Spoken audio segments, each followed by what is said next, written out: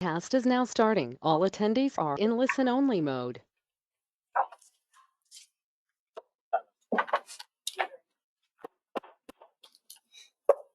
Good afternoon. I'd like to welcome everyone to the February 7th meeting of the North Carolina Local Government Commission. We have many of our members are here in person and some are joining us remotely, which means there's more popcorn for the rest of us here. So that's a little byproduct of that. So with that, I'd like to call the meeting to order. Cindy, would you please call the roll? Yes, sir. This is Cindy Aiken. I heard Auditor Wood. There she is, virtual. Auditor Wood. And instead of Secretary Marshall, we have Bill Toole, official designee. Go ahead and speak. Here. Thank you. Okay. Secretary Tenney is Here. Thank you. Virtual today, Mr. Burns. Here. Next to me, Mr. Butler. Here. Also in the room, Ms. Harvey. It's Hoffman Here. Okay, and I just heard that Councilman Hoffman is absent. Mr. Philbeck, Here. virtual, and Treasurer Falwell. Here. And for staff, we have Sharon Edmondson, Secretary. Jennifer Wimmer, Director of Debt Management. Susan McCullen, Director of Fiscal Management. Debbie Tomasco, Director of Policy and Tech and Operations. I'm Cindy Aiken, Council, Victoria on the board. Quick housekeeping, nothing new, but just a reminder to participants, our virtual participants, please mute yourself when you're not speaking. That helps us very much. If we lose power or audiovisual connection, the meeting continues to be broadcast. All audio and video might continue to be broadcast outside this room. Or to the wise, if you are virtual and need to step out briefly or just leave altogether, please give us a heads up so we can note that in the minutes, please. The agenda is posted on the website for all of those listening online. Any changes will be announced during the meeting. That'll do it. Thank you. You have a quorum. Thank you. Also, I want to thank Victoria and Jason Sass is here, Laura Rowe, and Ted Brand, Chief of Staff. So, with that, if you'll join and stand and join me in our Pledge of Allegiance. I pledge allegiance to the flag of the United States of America and to the republic for which we stand, one nation under God, indivisible, with liberty and justice for all. I salute the flag of North Carolina and pledge to the Old North State love, loyalty, and faith.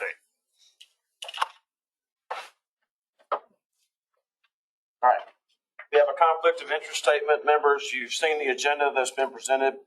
Does anyone have an active interest regarding the matters that are before us?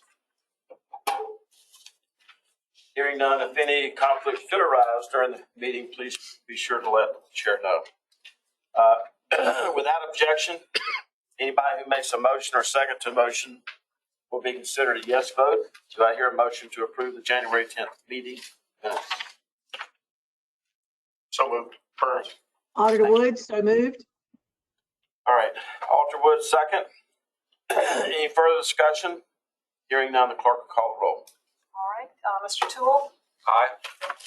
Secretary Penny, Aye. thank you. Mr. Butler, thank you. Ms. Harvey, Aye. thank you. Mr. Philbeck, Aye. Treasurer Falwell. Thank you. Before we proceed to Jennifer, I'd like to call your attention to attachment A. Should be attachment P for Paul.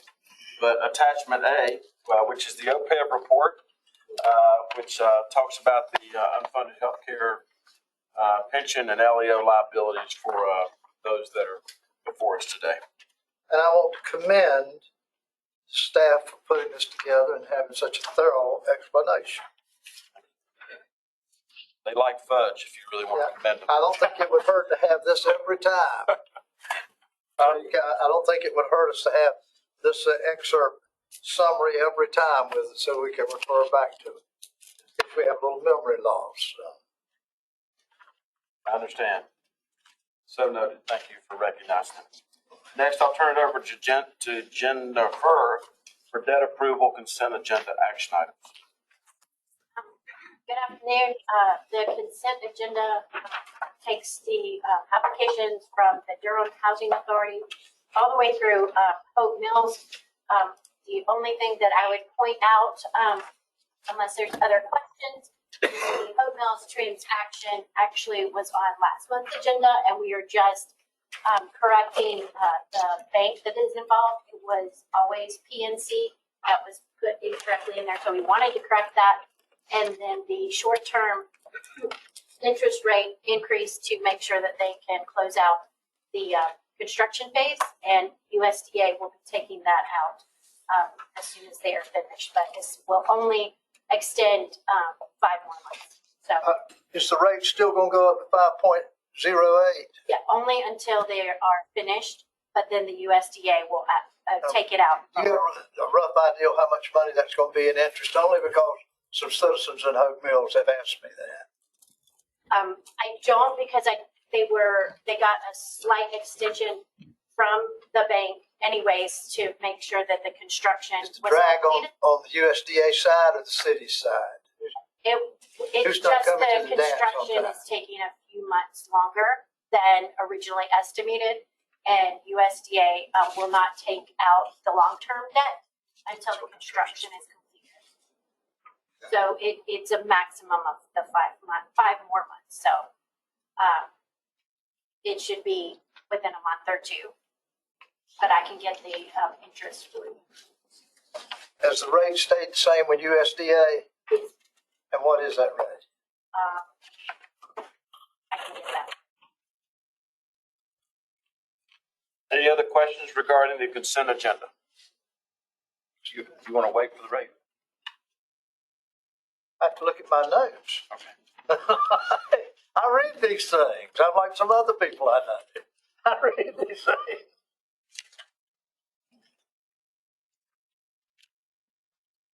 You know, if it gets east of I-95, it normally finds its way to my feet, one way or the other.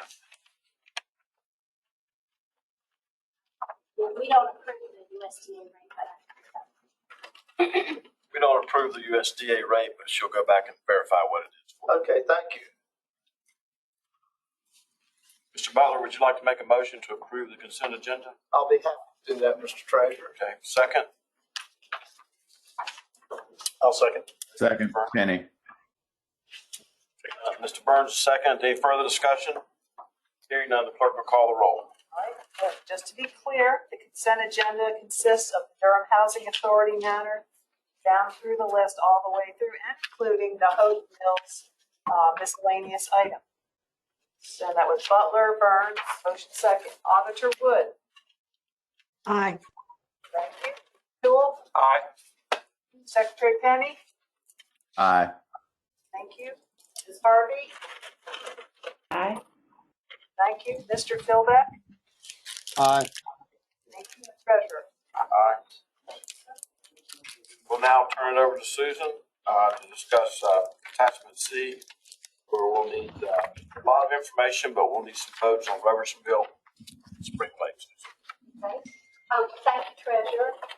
I'm looking at attachment C, and got unit updates for the town of Eureka, Woodside Sanitary District, Robersonville, Kingstown, and Spring Lake.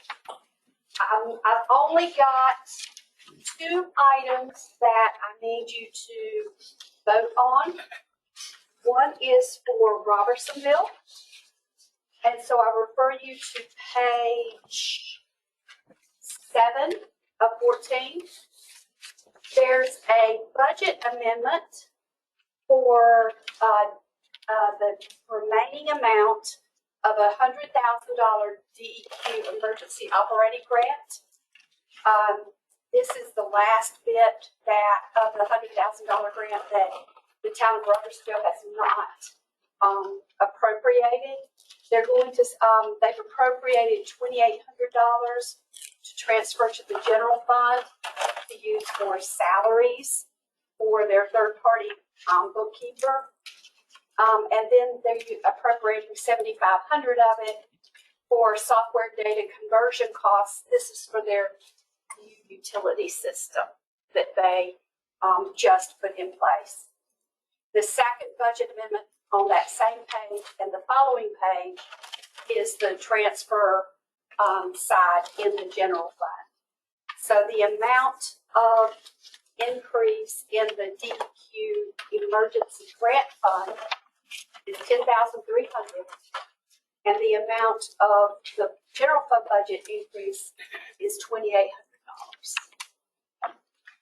So that's the first item I need you to vote on. And then the last item I need you to vote on is on page 14 of 14, and it's for the town of Spring Lake. We have a resolution for the town to modify the deputy finance officers. You're going to, I am one of the deputy finance officers for the town of Spring Lake. You're going to remove me from being a deputy finance officer and also an account signatory on their bank accounts. And there's no change other than that to the town of Spring Lake. The other items that are, for the other units, we have all of the updates there. If you have any questions, please let me know. I have a couple of things I'd like to mention before we vote on Spring Lake. Okay. On page 12 of 14, at the top of the page where we're talking about the change in the formula for the distribution of the sales tax, and we're looking at a drop from was 3.2 down to 1.4. Yes. What do you project? How much will the taxes have to be increased to offset that? I don't know that. I can find out for you, but I can. I mean, isn't the governing board talking about that? I mean, We absolutely will be. That can't finalized yet. And also, there's a year delay. So they have to make that decision by April of this year. The county does. And then it can't actually be effective till the following year. And we are in conversations. I've seen that movie before, so. I know. I've seen We that have movie too. before. I know how it works. Yeah. All right. Next of all, on So page let me 20, follow up before he goes. I mean, what signal is Cumberland County sending to Spring Lake? they're going to change the tax formula, distribution of sales tax. That's similar to what's going on in Rockingham County? Richmond. Exactly like. Richmond. Where it's Yes. distributed per capita, and now they're going to go on tax value, and the valuation of Spring Lake will be much smaller and result in them getting about half the amount of money. Historically, the county, Cumberland County, and the communities in the county have had a tax agreement in place so that they were splitting the difference. And it's time to negotiate and redo that agreement on, it's the 5th year. So we'll be talking with the county and communicating that, but their Spring Lake, I'm trying to remember what their penny on their tax dollar is. I'm not so concerned about the amount as I am the message. So, Yeah. and I'm gonna go back to Mr. Burns after I let Mr. Butler finish, but are they treating all the cities in that county this way? Yeah, Yes, yes. that's a decision the county commissioners have. It's their prerogative. Sorry, I'm gonna let you finish your questioning, and I'll go to Mr. Burns. No, go ahead, take John's call, because I have another question related entirely to something different. with Spring. I do believe that a penny on their tax dollar.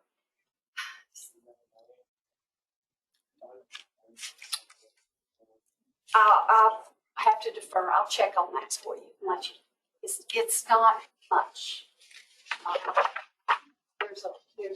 There would be a significant amount to make up, but I'll have to defer on that and check, get back to you.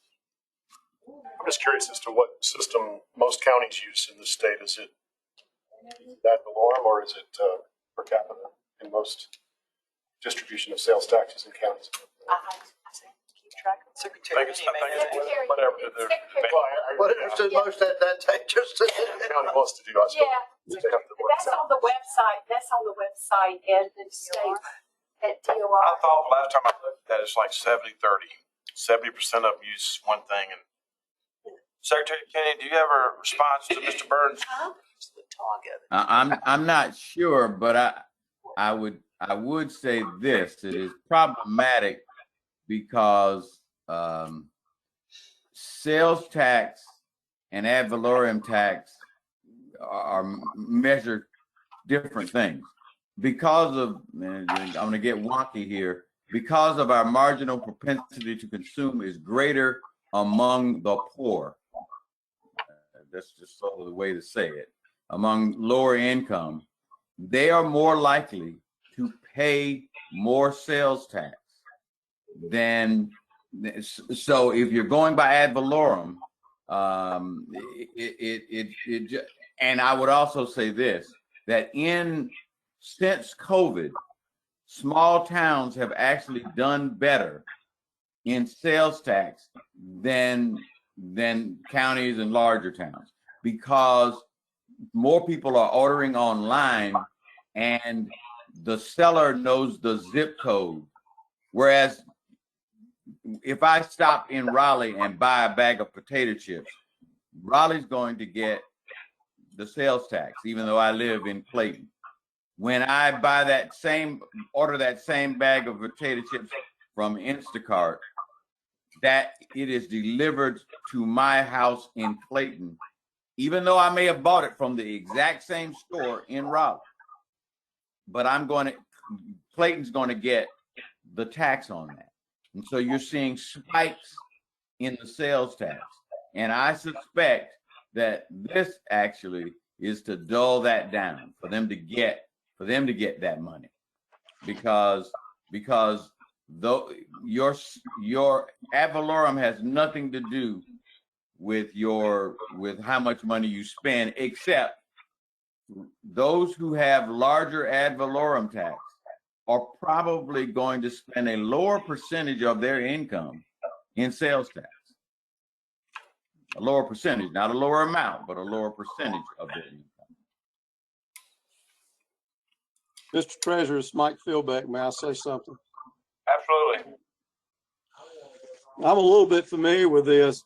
It's absolute prerogative of the county commission whether they do ad valorem or population. Cleveland County changed it over 30 years ago from per capita to ad valorem.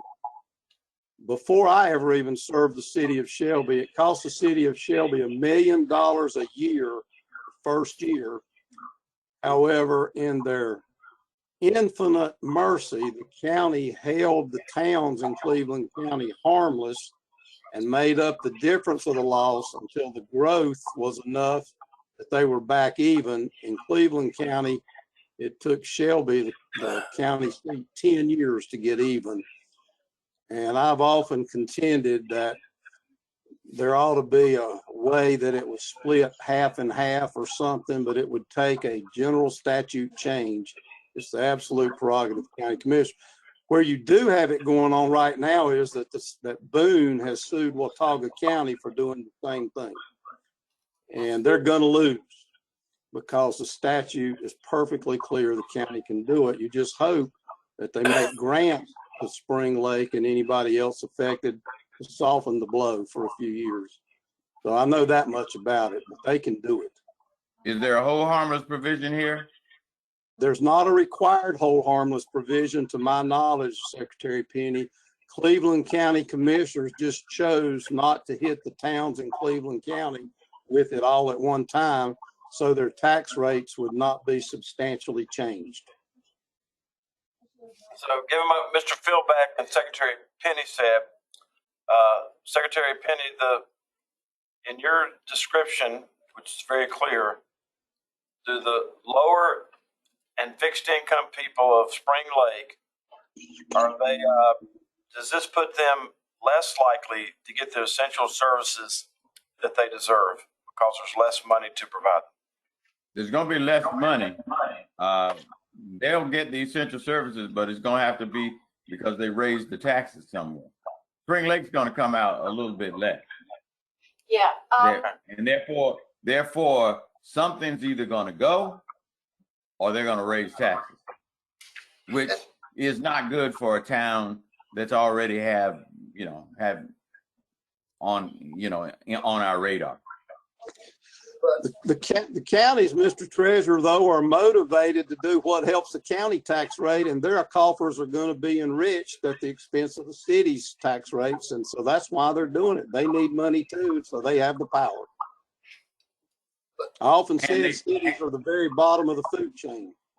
And the county commissioners don't have to raise taxes as a result of this. That's right. City, as a choice between who raises taxes, county commissioners would rather city council members raise them. Interesting. Okay. Will I tell you about school board? And along with my county commissioner friend, Mr. Burns, and as former county manager for a number of years, the cities don't have to run schools. Cities don't have to run social services departments. The cities don't have to support hospitals.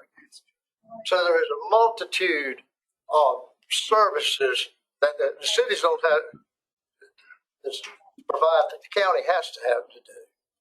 And any smart county manager, it doesn't take a rocket science to figure out which way you want to go. So in most communities that have high-end residential areas in Bladen County, how do you think it's going to go when the value of White Lake is 10% of the value of all of Bladen County? so I Good have, discussion. Go, Miss Jennifer. Susan. okay, I have an answer for you, Mr. Butler. The value on a penny of tax in Spring Lake is $45. So to replace that, they would have to raise their taxes 31 cents. 31 cents. But that'll give a wake-up call. So I heard $45. $45 $45,000. per penny. 45,000. 45,000. I'm sorry, 45,000. Said that wrong. Okay, 45,000. Aren't they already Just 70 kept- cents? All right. So now Oh we got yeah, they're already at 70 cents. now we got the 45,000, right? What's happening? She meant to say 45,000, I got it. and it's 31 cents To make up the difference. to make up the difference. take So they 31 have- and 45,000, multiply 45,000 times 31, and you'll get the difference between the ad valorem and the per capita. You said a 31% increase in tax, 30 cents 31 30. cents.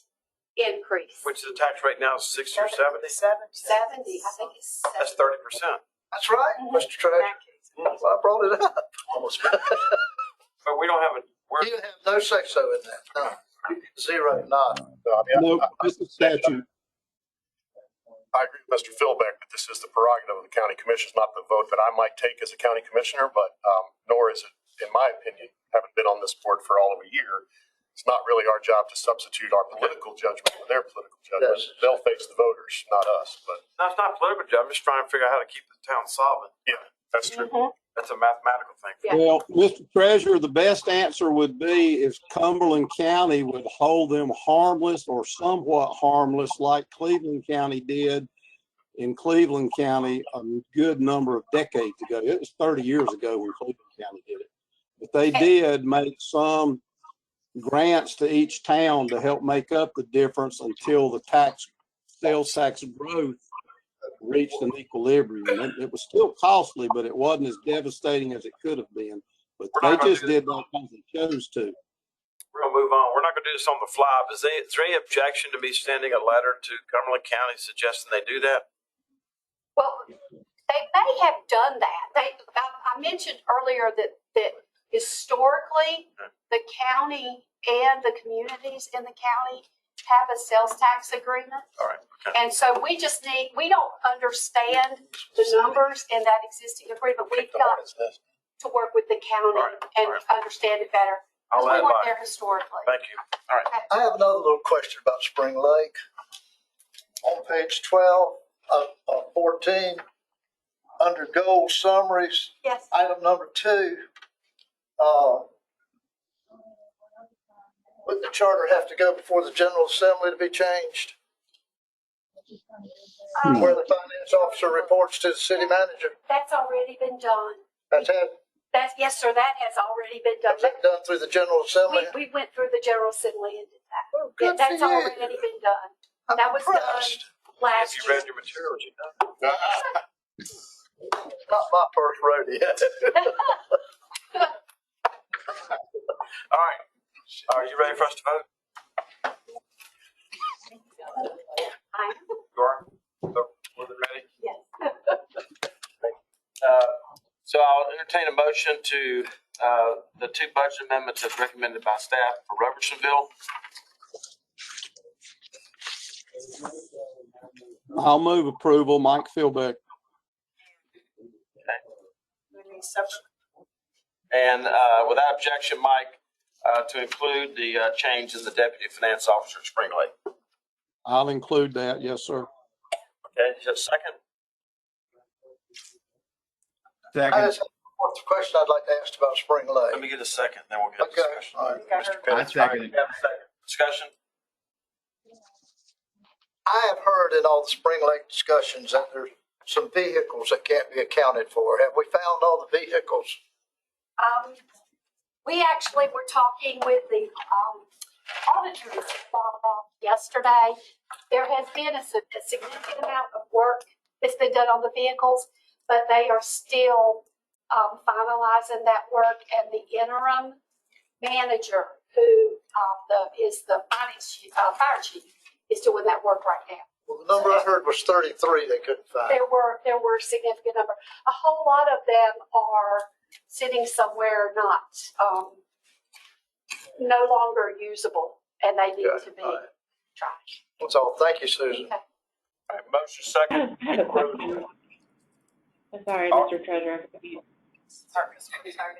Harvey, go ahead. I did. Could you refresh our memory about David Irwin and how he was identified and chosen for the position of finance officer? David has a significant amount of local government experience. He worked in Raleigh for numerous years, so he's got lots of practical boots on the ground experience. And he also was our senior coach team member and is now our coach team manager. So he has just a wealth of knowledge that he brought to that. Thank you. Ms. Harvey, you were the finance, right?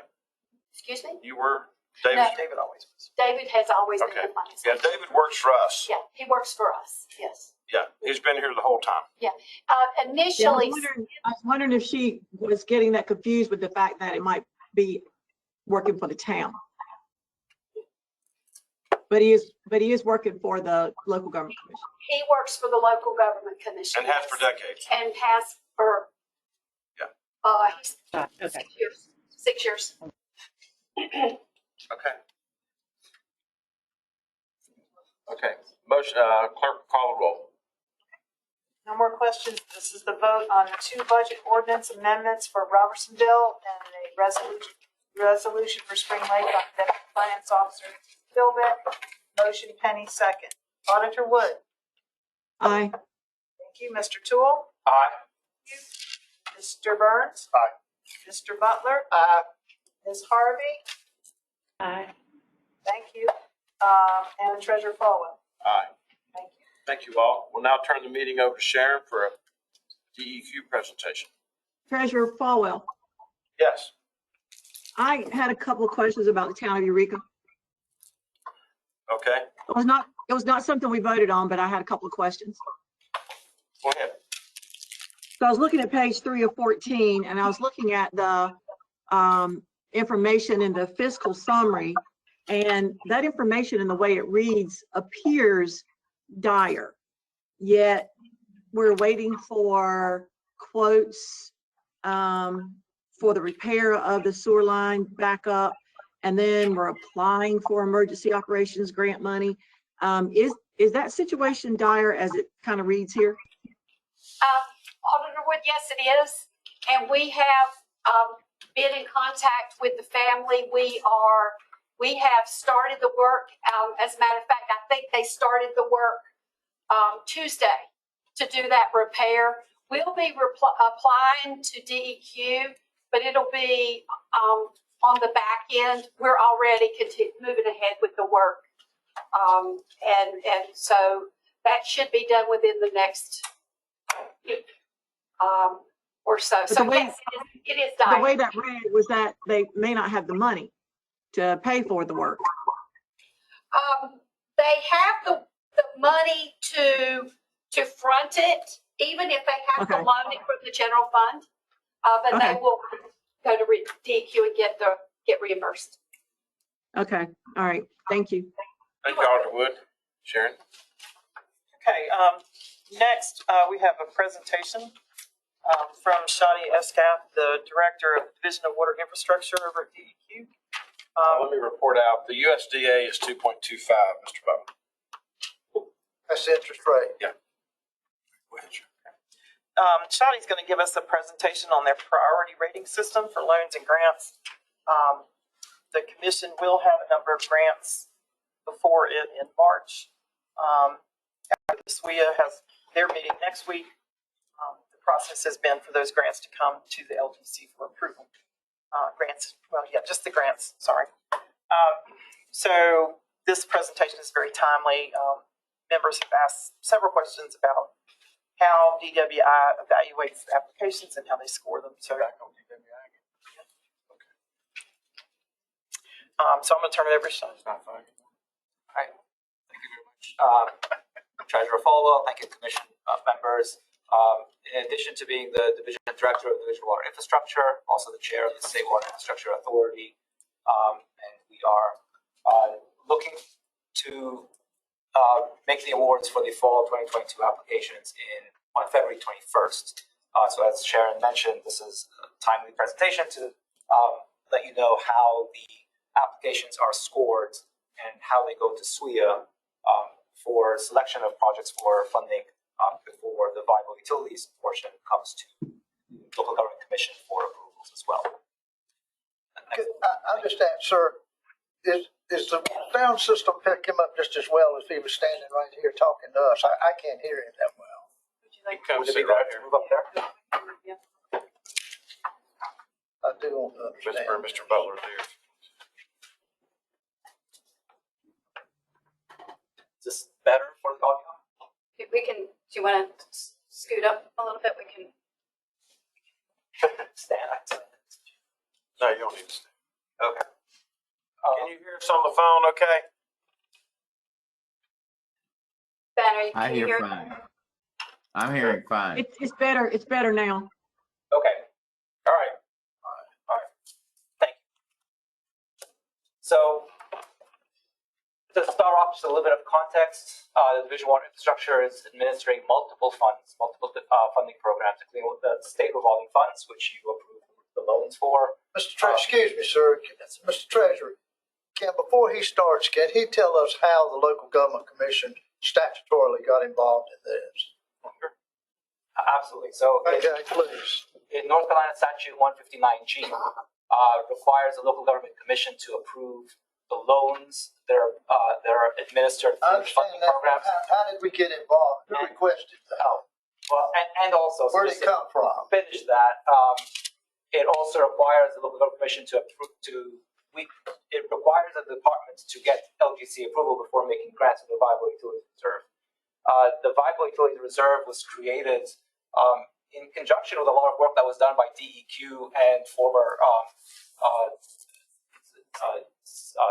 deputy treasurer, and also the local government commission staff. There was a lot of discussion in North Carolina a few years ago about the viability of local governments, small local governments, and their needs to make sure that their infrastructure is viable in the long term.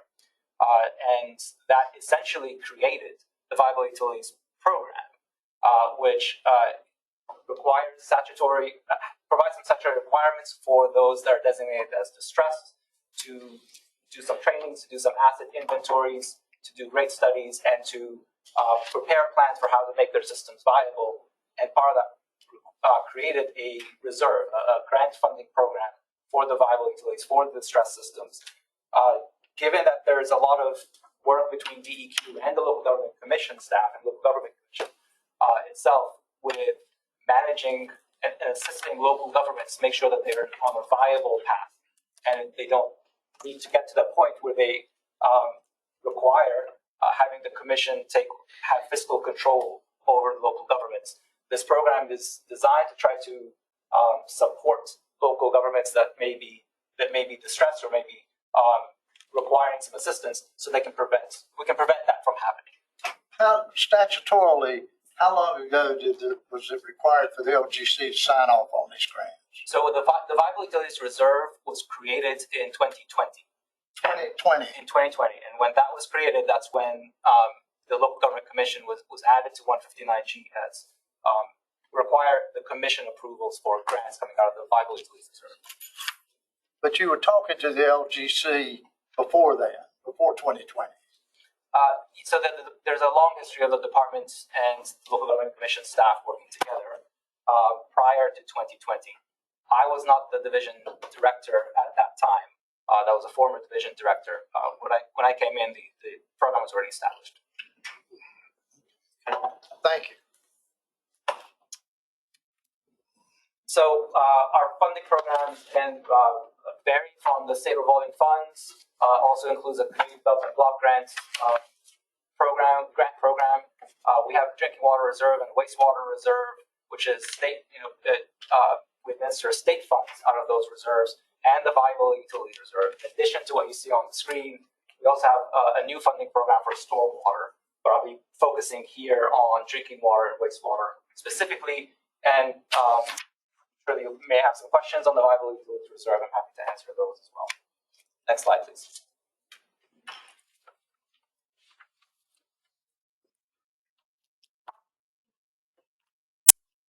So we have multiple funding programs, and we try to, as a division, we try to simplify the process for applying for funds for local governments. In addition to local governments, nonprofit water corporations are also eligible to apply for these funds as well. We have one application for all the funding programs. So we don't ask local governments to apply for the Viable Utilities Reserve separately from the state revolving funds, separately from the state reserve programs.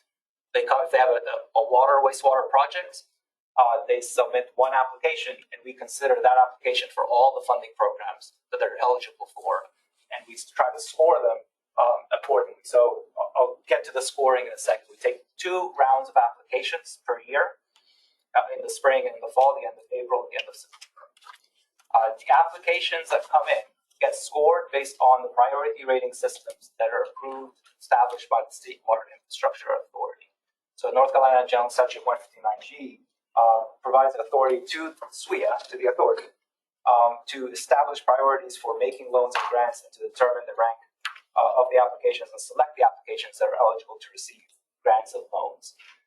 So before we take applications, we has created and approved priority rating systems, and that's where we're presenting a little bit more on the driving factor on making the decisions or making the rankings of applications before they go to SWIA, and then the Viable Utilities portion that comes to the commission afterwards.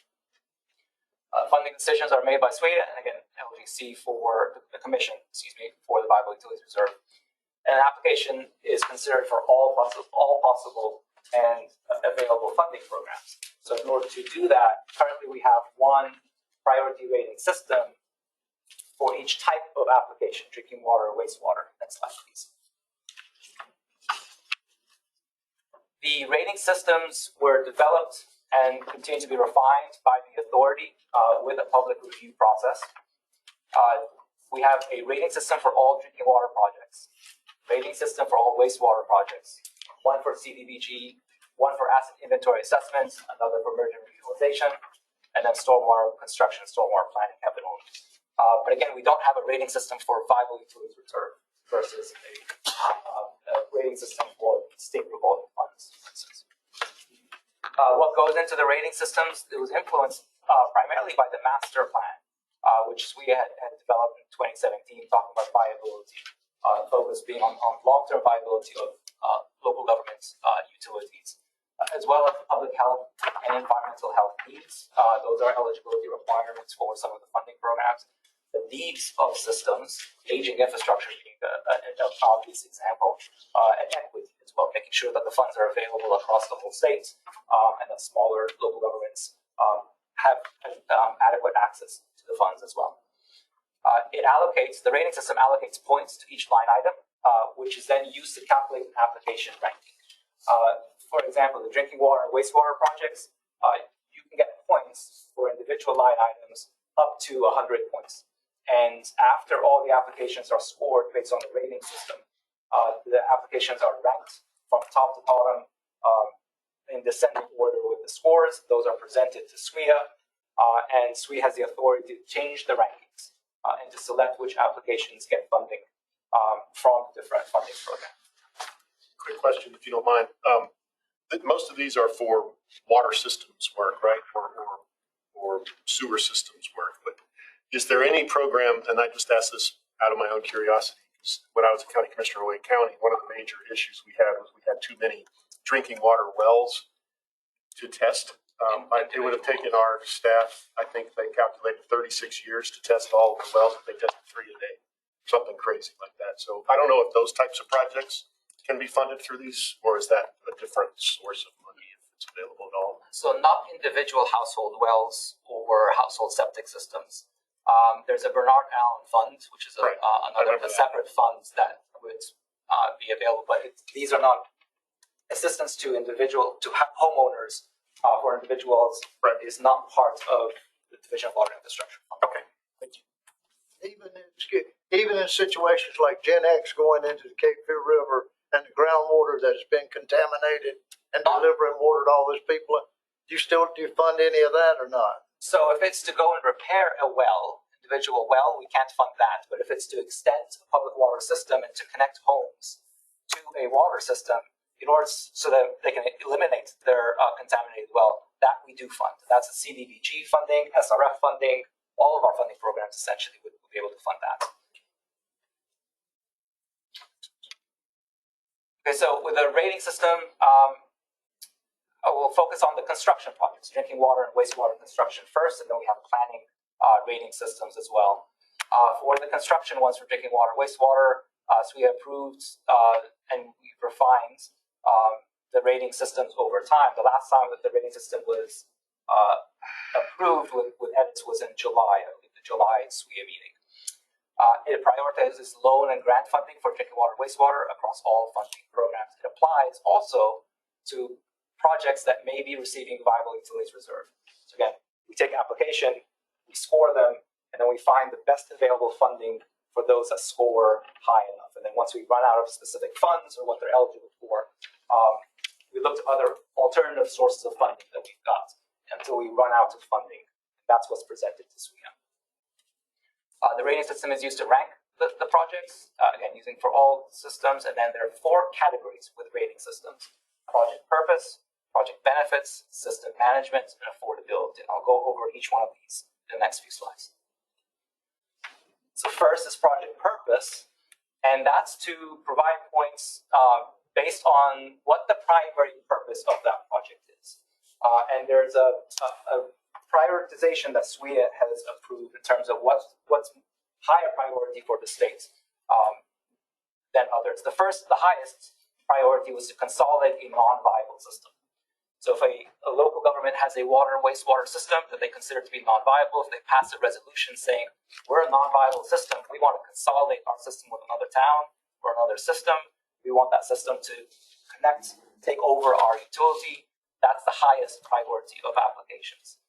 So it eliminates a non-viable system, it consolidates them and eliminates them. So you wouldn't consider that a regional program then? It is a regionalization type project. And who would govern it then?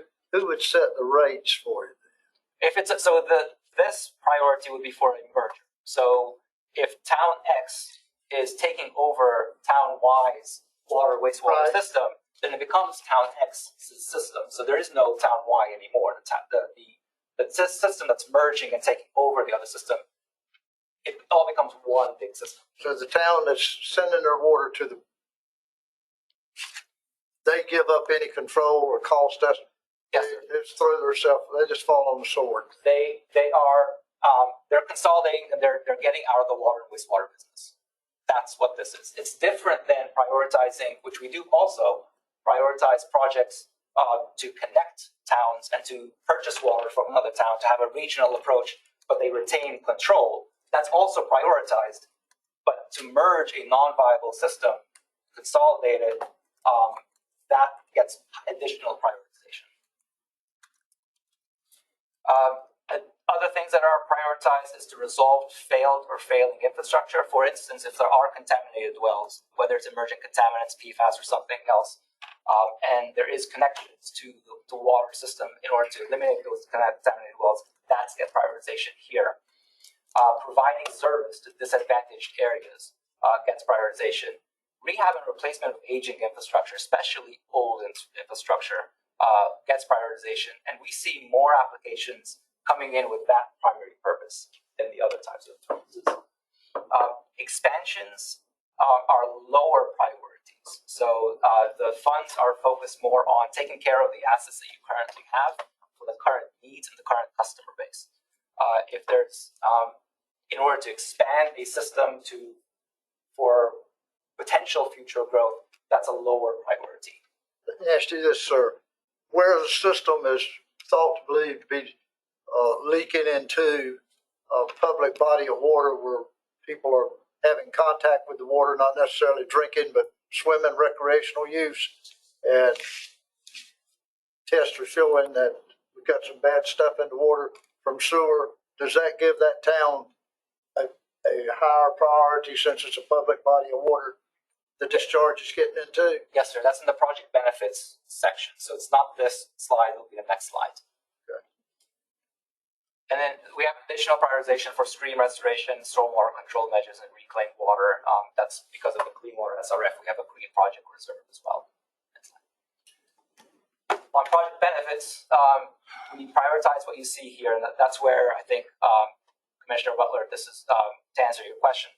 Environmental benefits, for instance, if there's contamination for a public body of water, addressing those needs, or public health benefits, meeting regulations, enforcement, addressing non-compliance issues, mergers or regionalization, if it's interconnections or a merger, reducing contamination or reducing emerging contaminants like PFAS, resiliency, for instance, moving infrastructure out of a floodplain or to make the infrastructure more resilient, upgrading treatments, eliminating discharge, benefits to classified waters. So if there's sensitive waters that may be getting contaminated by wastewater systems, and they're trying to address that particular problem, they get additional benefits. Reducing energy or water loss, those are types of projects. And in this case, if a project does more than one thing, they can get all that apply up to 35 points.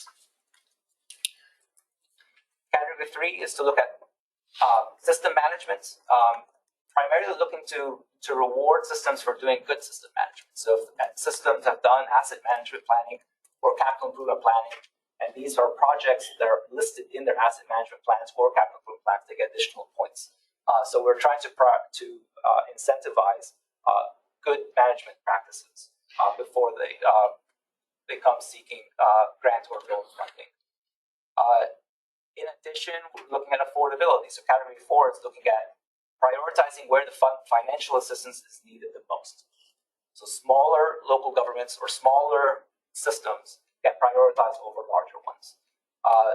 Communities that are, or systems that are in communities that have slower population growth or maybe population declines, higher poverty rates, lower median household income, higher unemployment, or lower property value per capita, those get additional points, which helps them score higher and are more likely to get funded than others. And the project costs, either the utility already has high rates, high water and wastewater rates, or the project costs would increase their rates or would affect their operating ratio in such a way that it becomes detrimental for financial management. Then they also get some prioritization as well. I'll point out that the distress systems automatically get some of the first 6 items that you see on that table.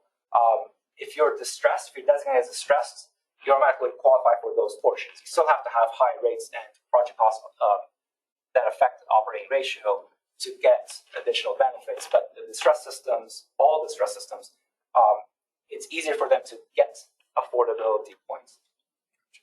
Sorry, affordability benefits, which is principal forgiveness, additional grant funding for the system. And then projects that directly benefit disadvantaged areas are also prioritized. By weights, we look at project purpose. You can score up to a maximum of 25 points. You can only have one project purpose, though. You can't have multiple. Project benefits, you can have as many as you want, and you can get, or you have to document it, up to 35 points. System management, 15 points. Affordability is 25 points. So this gives you a sense of the prioritization, the different weights that are applied to projects. So how are distressed utilities prioritized for construction projects? I mentioned earlier that all distressed systems, all local governments that are designated as distressed, are scored and ranked alongside all other applicants using the same rating system. So they don't come in and get additional points because by virtue of them being distressed, they don't get additional points right off the bat. However, they do have exclusive access to the Viable Utilities Reserve, which is grant funding. So their applications are being scored against everybody else in the state. A lot of applications in the last 2 funding rounds, but they're the only ones that may be able to access a Viable Utilities Reserve. So whatever funds we have available there is only available for those distressed utilities. In addition, they also, as I mentioned earlier, they qualify more easily for some of those affordability benefits, which means that they qualify more easily for greater percentage of the project that might be either eligible for grant or principal forgiveness if they're not getting funding out of the Viable.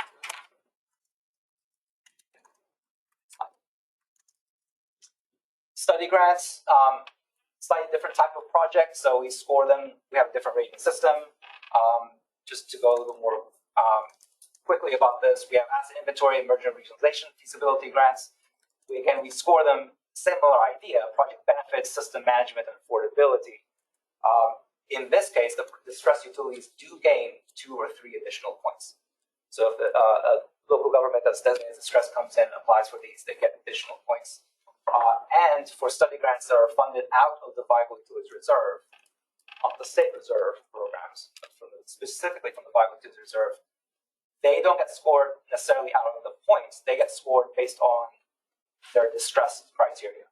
So the first ranking would be any local governments that are under fiscal control. The second criteria would be based on the Viable Utility Assessment Score. So how, once a year, we present to the Commission and to the SWIA the assessment scores for all the local governments, and that's what's used to determine designations of distress. That helps score the applicants for the Viable Utilities Reserve study grants. And then we have tiebreakers as well in case their funds are low and we have to look at tiebreakers. Next slide.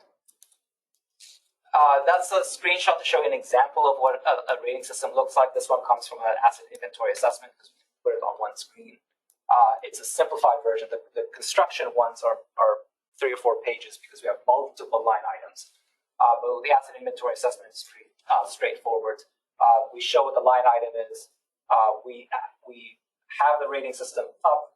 We have the guidance document so that all applicants know exactly how the applications are going to get scored and with specific instructions about what documentation they need to provide in order to be able to claim or be able to get these points when they're scored.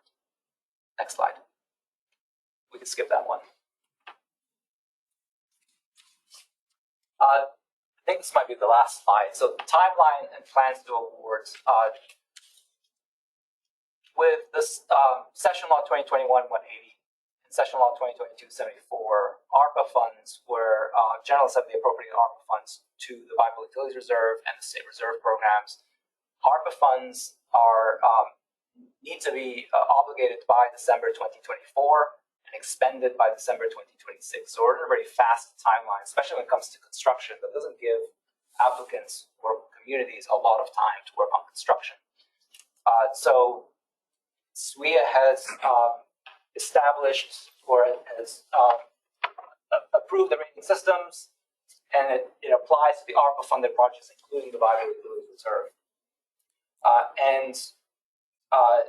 In the spring round of 2022, we received applications for, I think, $3.1 billion worth of needs. 649 applications were submitted, and we also reconsidered previous applications. We had about 700. That was a spring round. We had 700 applications that were being considered. Asking for $3.1 billion, we only had about $780 million to award. Only had 700. I should be careful with the word only. Yeah.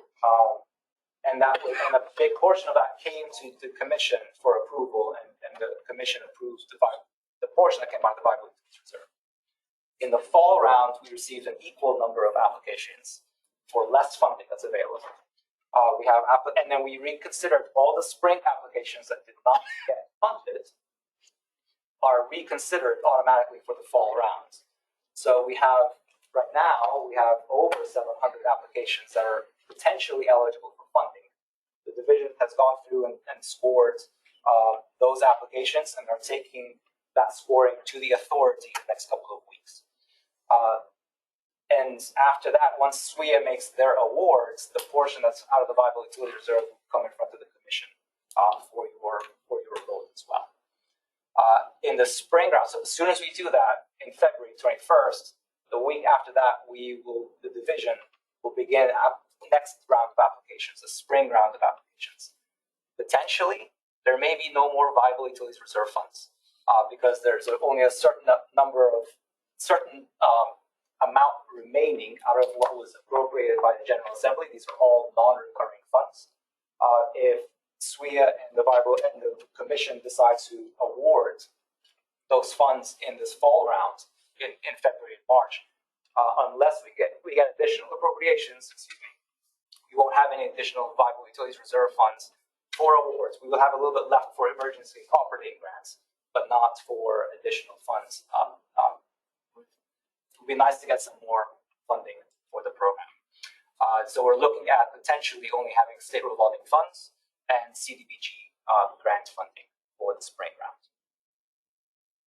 I don't want to belabor this, but is anything that happened as far as the gold rush unpredictable? I mean, is there any, you put this big pot of money out there, everybody applied for it, it all got sucked up, and now you've got more applicants than you have money. All that was very predictable, right? Yes, sir. So, but you're not going to get this kind of grilling, I would say, from this board, but what should have been done differently? Because when you say, often in Raleigh, the money, I mean, in life, people make the time fit, they make the chore fit the time. And it just seems like when you put that amount of money out there, people just said, well, we don't have to make any of the hard decisions back home. We're just going to apply for this money and hope we get it and continue on our way. Just want to know, when they put the sunshine on the awarding of these grants, is there anything you would have done differently? And on top of the fact you probably created your own inflation by limiting the number of people who can bid on this business because there's so much business on the street. So we're at an interesting time with ARPA funding as well as the Infrastructure Investments and Jobs Act coming out back to back, where funding is available for water and wastewater infrastructure. The need is high. Before the Infrastructure Investments and Jobs Act and before ARPA, the needs for the state would estimate about $17 to $26 billion for water and wastewater across the state. So we know that according to an analysis that was done by the Environmental Finance Center, the UNC School of Government, working with the Division of Water Infrastructure and with the State Water Infrastructure Authority. So the needs of infrastructure needs were estimated every 4 years. EPA estimates, or the division works with the EPA to estimate infrastructure needs for the state. And that was the basis of that analysis, but the analysis went a little bit further to estimate what it is across the state outside of the eligibility. You can see a skeptical person would ask, could that become a self-fulfilling prophecy? I mean, I just remember Sam Zell, who's the biggest real estate owner in the United States. Every time he was on an analyst call with me, he would talk about how much real estate's going to go up, because that was what he always had to say that. I just feel like that we're coming up on a situation where a lot of people are going to be let down, and I won't be able to tell them why.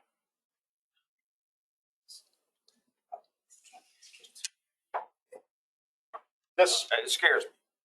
This whole system was set up in part because we like to have government without paying for it and services without paying for them. And we didn't pay and upkeep our water system statewide for years. And now we have a backlog of work that has to be done, right? And there's a greater backlog than there are currently funds to feed them. But is this the largest bite the state has ever taken out of the projects that need to be done statewide? Have we ever done a policy like this? So Spends $1 billion on local water infrastructure. not in this amount in one go. Right. Keeping in mind again the American Rescue, most of these funds, about $2 billion of these funds, were ARPA funds, and ARPA funds have a very strict deadline. Right. Need to be expended by 2026. Anything that's not expended reverts back to U.S. Treasury, which doesn't give a lot of time for construction. No. So it needs to be awarded and obligated early on, so that the local governments that have those funds can have enough time to be able to complete their projects and expend those funds.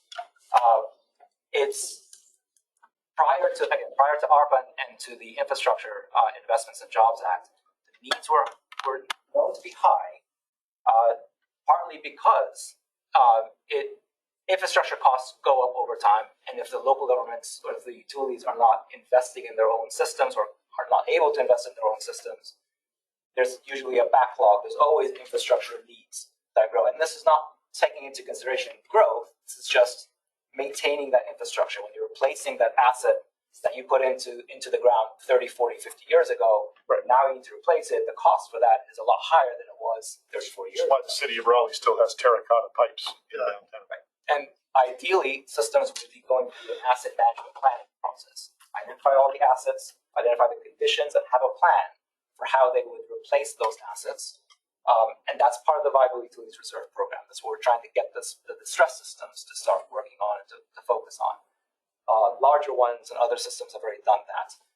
And a lot of the systems would invest in their infrastructure. Prior to ARPA and prior to Bill, nationwide, local governments covered about 90% of the capital costs for water and wastewater infrastructure, and only 10% was available in other sources. That might include going through revenue bonds or generating their own financing. But federal assistance or state assistance for infrastructure was always a small portion. It still is, even when we're talking about additional $2 billion. $2 billion is a significant increase in one shot. Even then, when we take a look at the bigger picture of all the infrastructure and all the work that's happening to invest in infrastructure, the majority of those funds come from local governments, come from the utilities themselves. But to answer the question earlier about have we seen something this big in such a short amount of time, this will be the first time, certainly in my tenure, in the 70s and 80s, I think federal government had awarded a lot more grant funds than we've seen for many, many decades until just recently. Mr. Treasurer. Yeah. It's Escott, right? Yes, sir. Am I pronouncing that correctly? Yes, sir. Mr. Escott, if you would just, I want to commend you and thank you for this presentation. I'm sitting on this board because a number of senators wanted me to sit on it. My experience in water and sewer, I chaired the Lower Cape Fear Water and Sewer Authority for nearly a decade. When all the drinking water for Wilmington, all the beaches down. My concern, I think, when this first came up for us is when you start talking about regionalization, and you will do this, and maybe you can give me a quick answer and say, when we look at a project and it involves regionalization, we say, is it really feasible or not? And if it's not, we're gonna put it over here. Or say that Clinton or Warsaw or wherever will help them with whatever projects they've got to go. Do you have in your mind, roughly, how many of these projects would involve a regionalization approach? I mean, 5%, 10%, 15, 20%, or? It's certainly something we can go back in the data and give you an answer after looking at the data. Off the top of my head, I wouldn't say that the majority of the system, majority of the applications were regionalization projects. I would say Are regionalization are projects? not. Are not regionalization. Yeah, not the majority. So the minority of the projects are regionalization. But in terms of dollar amounts, sometimes those regional projects are larger dollars, especially if they're connecting multiple systems together. So we'll have to take a look and see, but smaller number, maybe larger dollar amounts. In terms of feasibility of it, going back, we have grant funding specifically to assess the feasibility of mergers and regionalization. The merger and regionalization feasibility grants, any local government can apply for those to assess their options for regionalization. And it could be anything as simple as connecting, as Pressure connecting. line from one little town 7 miles away. A no-brainer. That could be a no-brainer. They can assess that. They can look at system management if they want to partner with another system for system management, consolidation if they want to merge. So we have grant funding available to help local governments assess those options. And at the end of that assessment, they can know whether or not they want to be considering and actually take the next step is to start planning for and start implementing regional projects. If a project comes in with that is a regionalization project, they get additional points in the rating system, but we don't get a majority of the number of applications that are regionalization projects. Phil? Thank you. Thank you for your presentation. I'm curious, have any of these projects come to conclusion yet? Specifically ARPA or all? The VUR. For example, the Viable Utility Reserve Fund. Okay, so the Viable Utility Reserve was only created in 2020. And it was created with $9 million of non-recurring funds. So didn't award construction funding early on with those funds until ARPA came about. So the first rounds of grant funding that was available for construction for viable utilities was really last year. Some of those have received grant funding in lieu of or to replace SRF loans. So they have done a lot of planning, and they were getting ready to do construction. So I don't think anybody has completed a construction project. We have some planning projects that are in the works that may be close to completion, if not already completed. Construction, again, we've only started awarding those last year. Yeah. So you answered it the way I expected you would. I just want to be sure. My question really, follow-up, is this. Is there a way, and are you collecting data that would help you identify whether the award of these grants had, what kind of impact they had at the back end? Were they effective uses of money? For example, if you got a leaker and then you spend some money and you avoid infiltration and that sort of thing, then you can pretty easily identify whether that was effective or not. Pretty objectively. Do you have that in your mindset that you're going to be collecting information that will help you establish the effectiveness of these funds, or effective use of these funds or not? So some of the outputs are easier to assess at the conclusion of a project. Once construction is done, it's easier, especially when we're talking about assets. When it comes to the outcomes, that may be like 3 or 4 or 5 years down the line, we don't have an easy mechanism to assess that unless they come in for more funding later on, and that's when we get some additional information. Assessing outcomes and outputs is something that our division has been talking about. I would make that a priority because if Bill's not asking that question, somebody else is going to be asking it. Somebody with a checkbook. They're going to want to know the answer. Yeah. Would you be in favor of whoever put the expiration date on this milk, use it or lose it by a certain date? Would you be in favor of asking them to extend that date by a year or two so that we're not creating our own? They're working against themselves almost. Federal rule. Yeah, would you? So that's Congress, and I think a year or two, I think more than that would be helpful for construction projects.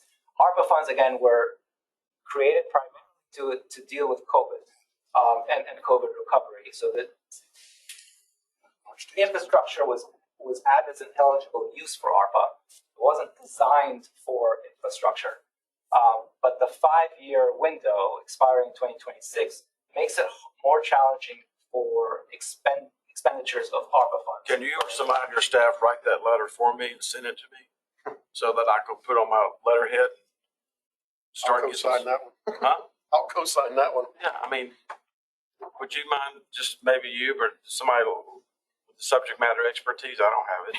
We're busy and you are too, but I mean, I think it's an hour worth investing by somebody on your staff to say what needs to be said, but I'll be the one sending it. We'll share with the local government commission any information that's needed. Okay. But isn't that a provision of the federal law? It is. Yeah, we would lobby for it. So your letter's going to Congress. Your letter's going to Congress. Because the General Assembly can't do anything about that. I know that. We know you got the hotline to Congress, Secretary Penny. No, I just know that the money we had some dates on it that became unforgivable because of the congressional mandates. Right. That's exactly what I'm talking about. Unforgivable or undeliverable? Well, we delivered them, but I mean, but we couldn't, as we were pushing out, trying to set this new program up, they wouldn't budge on some of those dates because we had to, because they were following congressional mandates. Okay. Great point. Anything else? All right. Thank you very much. Mr. Chair, I'd like for this presentation to be part of the minutes. So That's matter, so we've got the whole presentation. So noted. For two. Okay. All right. We're now turn it over to Sharon and Debbie to discuss update on certification of mutual fund for local government investment, attachment D. We'll ultimately need 2 votes, one for a rule modification and the other one for extending the certification of the Northline Management Trust, and it'll be explained in just a moment of why these are necessary. All right, I'm gonna let Debbie do most of the talking, but as the treasurer said, please take a look at attachment D in your materials. I'm gonna cover the second item first. We are asking to extend the certification of the current certification of the Capital Management Trust to October. That's the last extension we can do on this certification. But that is in order to give us enough time to get the rule modifications hopefully approved. And so there is a method to our madness there. The rule modifications are to update, clarify, modernize, whatever. Update the board about how much money we're talking about. Sure. We talked about this extension. Sure. I mean, not the total amount, AUM. So right now in the trust, there's $17 billion. That's higher than what they normally carry, primarily because of the ARPA funds, which seem to be the root of a lot of problems around here lately. It's a gift that keeps on giving. So that's $4.5 billion above where they were this time last year. And they're investing that money? They're investing that money. The trust is a government fund. Which trust is that? Could you tell me? The North Carolina Cash Management Trust. It is invested as a government fund, SEC registered, and currently paying an annualized rate of about 4.55%. 4.5. 4.55, yes, sir. Versus 0.5 or negative 0.5. Okay, go ahead. Sorry. All right, that's okay. I think people just know the context of how the importance of this is what I was trying to. The size of it, what? 17 billion. And the statutes require that the commission certify on a periodic basis mutual funds that local governments can invest in. So that's what all of this is about, and I'm going to turn it over to Debbie. Actually, thanks, Sharon. I thought it would be good to back up and provide a little bit of background first, because we are looking at 2 different resolutions before you today. So to go and want to introduce, actually Jason Sass is with us here. He's a assistant legal counsel with our investment management division who helped us through this process over the last year or so. As Sharon said, actually under the Local Government Budget and Fiscal Control Act, local governments, public authorities have limitations on how they can invest their idle funds. That's addressed in 15930. One of those options under statute is a mutual fund that's certified by the local government commission. That option was added by the General Assembly actually in 1981. So in 1981, the General Assembly permitted investment by local governments and public authorities in a mutual fund that was certified by the LGC. The year after that, Department of State Treasurer got some administrative code adopted, got some rules in place for how that trust was going to be set up and certified, basically. So since that time, the first certification with an RFP, the rules allowed for an RFP. That RFP was issued and the first certification was made in 1982. Then an RFP was issued in 1985. For a 5-year certification.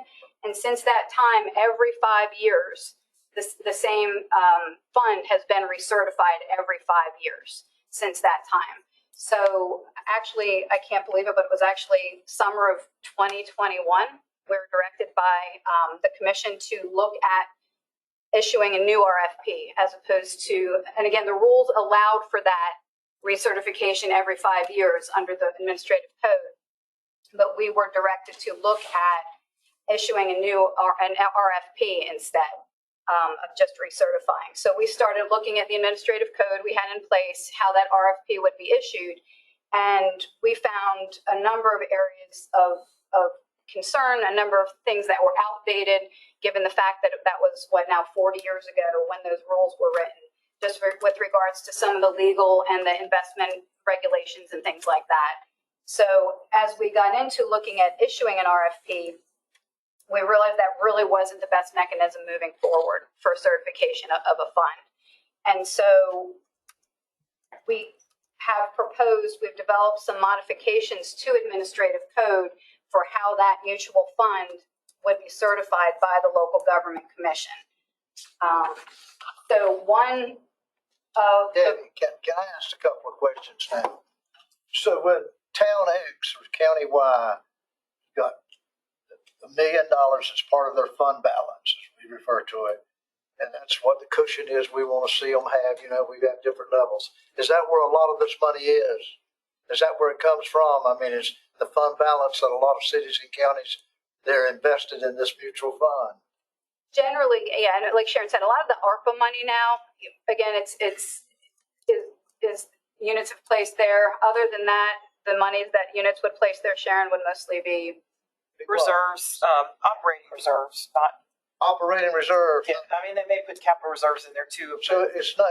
Can they? It's very liquid. How long is the money in there for? Or do they say I want to sell so many shares of my mutual fund and get money out? I mean, how do you get it out when you need? You can request a withdrawal, and it's a 1-day turnaround.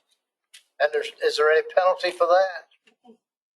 Like a money market. It's like a money market fund. Okay.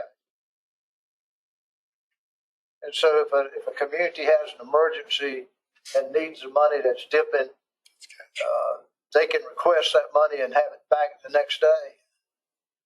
I'm not sure the exact timelines or process, but that's also something. Same day. And so just to make sure, Mr. Treasurer, we acknowledge Lee Carter and Jay Rivers are in here with us, and they're actually from the trust, so they can.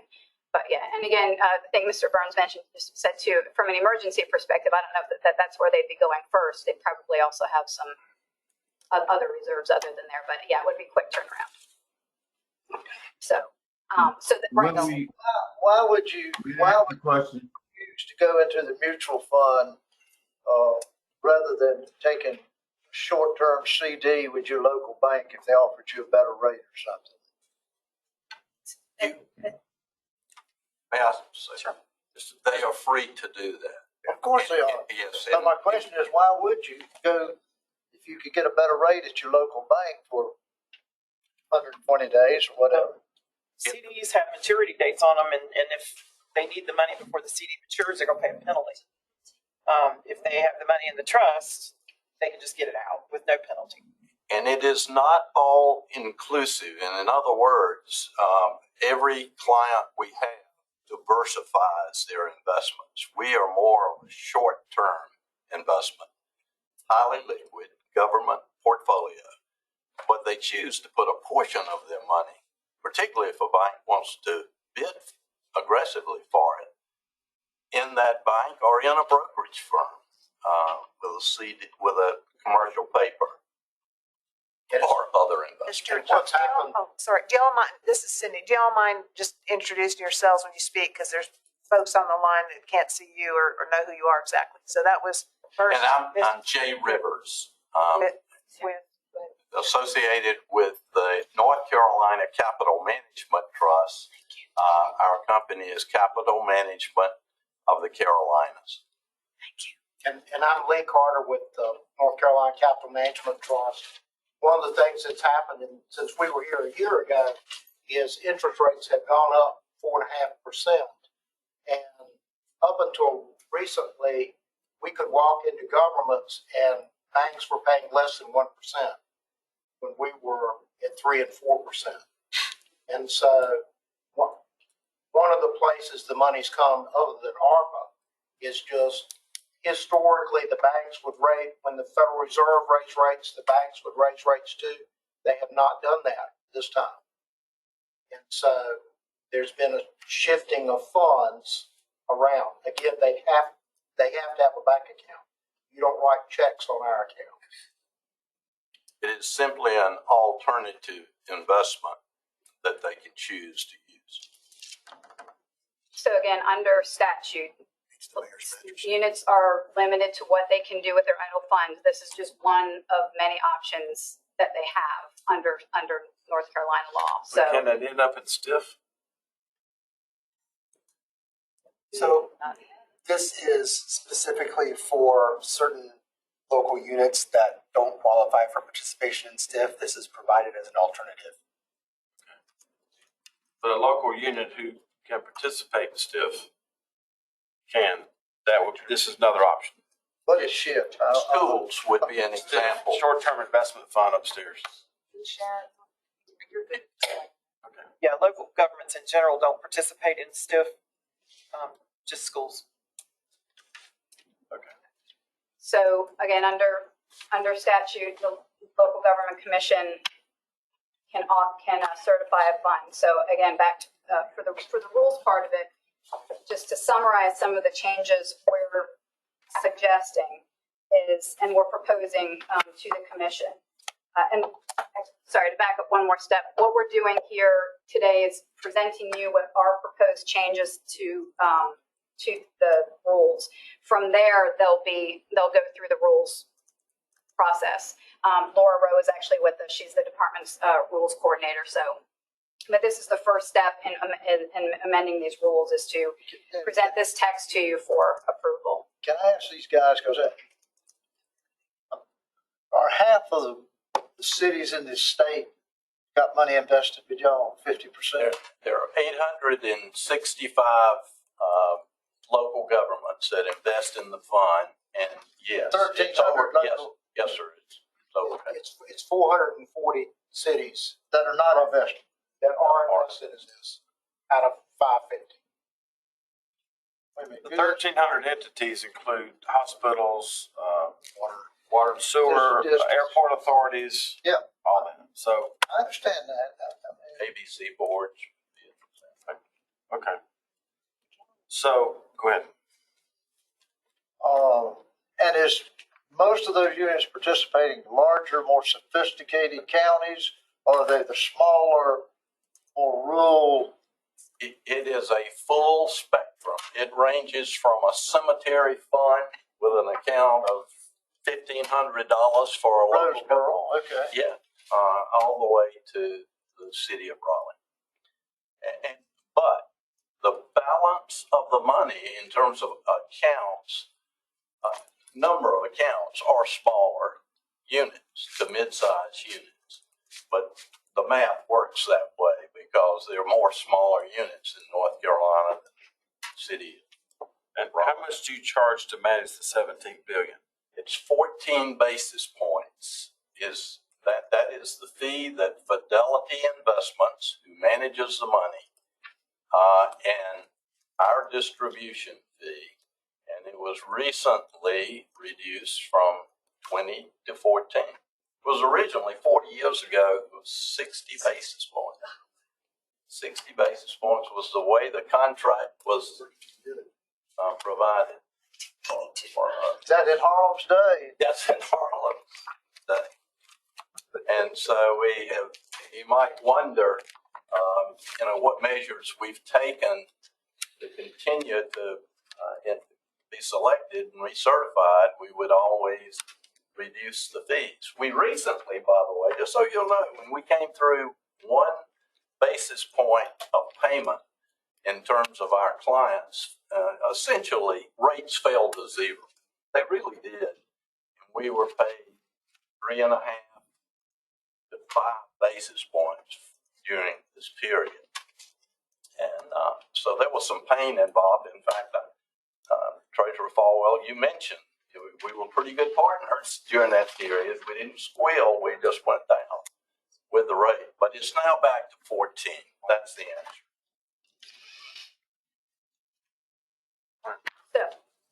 So the rules changes in summary that we're proposing are to change the method for certification from an RFP to basically an application for certification from a fund interested in obtaining that LGC certification. So that would essentially then allow for more than one fund to be certified by the commission. We also look to make some changes to cleaning up some of the language, some of the contradictory language with regards to the statute versus the code. And we're looking to lean on SEC registration and SEC regulations for basically the rules to follow, essentially. That's a little R rules, not a big R rules. That would be sort of the guidelines for certification. So it would remove or eliminate any LGC staff review, approval, certification, and it would align that certification with the fund's conformance with SEC regulations, conformance to rules, big R rules, and conformance to statutes. So it basically completely modifies that process for certification. With that certification, it would require, the new proposed rules would require that fund issues a statement an attestation annually to the commission, attesting that they continue to comply with all SEC regulations, all applicable North Carolina statutes, and all applicable administrative code. So believe it or not, we actually did try to just change those parts and leave the other parts unchanged. Looking at it, it looks like most of it was changed, but the goal really was to modernize the language, bring it up to date with current investment and legal guidelines, and also to modify that process for certification from an RFP to basically submission of a request for certification. Let me ask a question. If this thing goes through last year, they're gonna put more squeeze on you. Yeah, start meeting all these requirements. The way we view it, we already compete with the marketplace. We compete with banks. We compete with brokers who are calling local governments to buy this security or buy that security. We're competing with 2 non-registered funds. So in our mind, there's competition out there. Yes, there will be more funds. I would assume some folks would want to enter the state and offer a fund. And so probably, yeah, we'll get squeeze some on it, but we already compete. That would be, what would you say, Lee? And there's a provision in the statute that registered funds are already allowed for debt proceeds anyway. That's been in there since 1987. And so we already have a lot of competition. This will just be some more. And the funds that can be certified are limited to holdings that are restricted by statute already. And the fund has to be available to only to local governments in North Carolina. So those who would seek certification would already have under statute as it exists limitations so that they'd have to comply with. And as far as that, the current trust having additional hurdles, they are already in compliance with any of the proposed requirements we would have. It's simply conform to the administrative code, the statutes, which they already are, and being SEC registered, which they already are. So, and again, I'm also trying to keep the two separate in the fact that first we've got to establish the rules and make sure the commission is happy or approves of the rules changes and how this is being approached. Because then the second part would be, the second resolution is, as Sharon said, extending the certification for the trust right now through October 1st. And again, under administrative code as it stands, a certification can be made for 5 years with an extension of that certification for up to 2 additional years. October 1st of this year is the end of that time period. We already extended from the LGC already certified the fund from 2016 to 2021, and now we're at the end of basically our 2 years of extension. But what we're proposing doing is hopefully, and again, Laura can speak to details, but depending on if the rules are adopted by the commission, we would proceed with that whole process. We'd hope to have these rules in place and adopted by, we're hoping, July 1st or at the latest August 1st. In the resolution to extend the trust for the current, the certification of the current trust, we're looking to extend their certification to October 1st, regardless of what rules changes might come in July or August. That would allow that would allow the local governments that overlap time where they have a certified fund available to them and would give the current fund an opportunity to apply for certification under the new rules. In these changes, or Treasurer Falwell, is there somewhere a piece of paper that lists all the cities and all the counties and how much money they've got invested in this fund? Yes, we can provide that.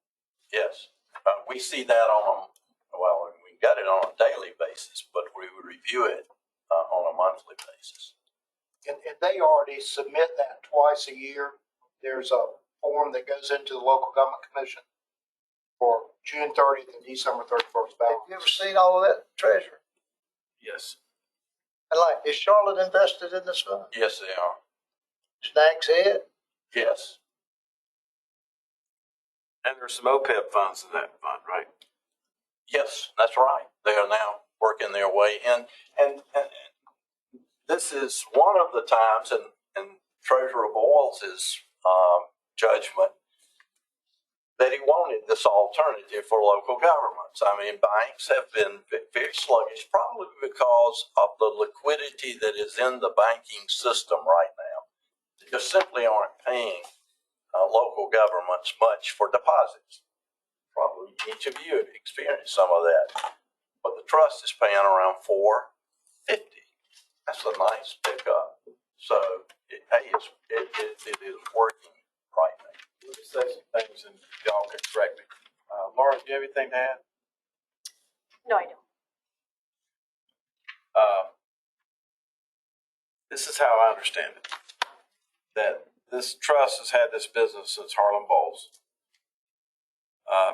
It's been renewed every 5 years. Some folks outside this room think that they have an exclusivity on this business. Thinks these people do? Yes. Okay. And our option was to go out to RFP, like obviously we've just done with the state health plan. But then the staff came up and said, these weren't their terms, they were my terms. I don't drink, but it's like, maybe it can taste great and be less filling. So instead of having an RFP where we pick one vendor, their suggestion was to open it up so that there could be other people who could compete for this business as long as they met the SEC requirements. But does that mean Snags Head could choose? They could still have the business, but they could choose to have the business with entity Y. Right. Snags Head would make that choice. Right. Not the treasurer's office. As long as they had the good housekeeping seal of approval from the under the requirements that these rules are establishing. And through the RFP process, quite honestly, we felt wasn't the appropriate vehicle for certification or selection based on the commission issuing an RFP for a product or service that would be consumed by a local government. So Debbie, does that mean that entity Y is going to be trucking up to Dare County, Nags Head, and try to get the business from them, say, choose to put your excess funds with us rather than them? if Fund Y comes before the commission and submits a request for certification and it's reviewed and approved, and then they're a certified mutual fund under 15930C8, they can currently approach Nags Head and pitch their services. Just like, gentlemen from NCCMT have already, mentioned other competition in other markets. So this is just one investment vehicle allowable to, even within the mutual fund. If we had one mutual fund certified, we might have two after this or three, but there are also all these other buckets that the units can still put their monies into, again, as allowable under statute. So it's not that it's their, cash or the certified mutual fund and that's all. There are other buckets that they can choose from. Could we have in our next agenda package a list of all the cities and counties that are invested, how much money they've got invested in? They're going to provide that. What?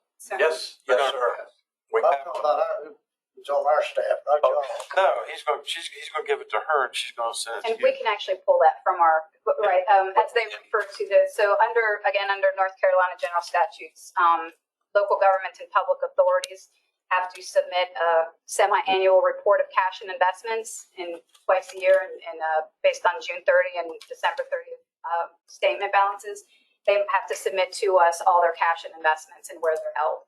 And we receive those, we review those. So we know where all those monies are. Thank you. Yeah, that's good. Secretary Marshall regrets she's unable to be here. She had other state business. I'm going to do the best I can to represent her, but she is very interested in this. One of the questions she had was, is it, given the restrictions that are in the statute about what can be invested by a mutual fund, is it a more than a theoretical risk that the principal could decline over time? And you want to go into? We're talking about breaking the buck. Breaking the buck. Yes. And so they've been over the last 15 years after the financial crisis. What happened was the SEC has tightened up regulations, and they essentially have said we can only invest in U.S. Treasuries and government agencies. And so some of the corporate security, we used to be able to invest in commercial paper. We're not allowed to do that anymore. And so it's limited to the safest investments, the maturities. Average maturity has to be under 60 days.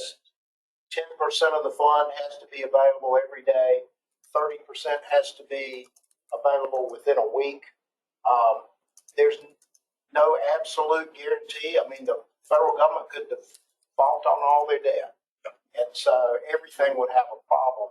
But they've tried to limit it as best they can to where the biggest risk is the federal government not paying. So you told me something that's a little different from our statute, and that's interesting to me, is that you can't invest in commercial paper, even if it's prime paper. It's got to be 60 days or less.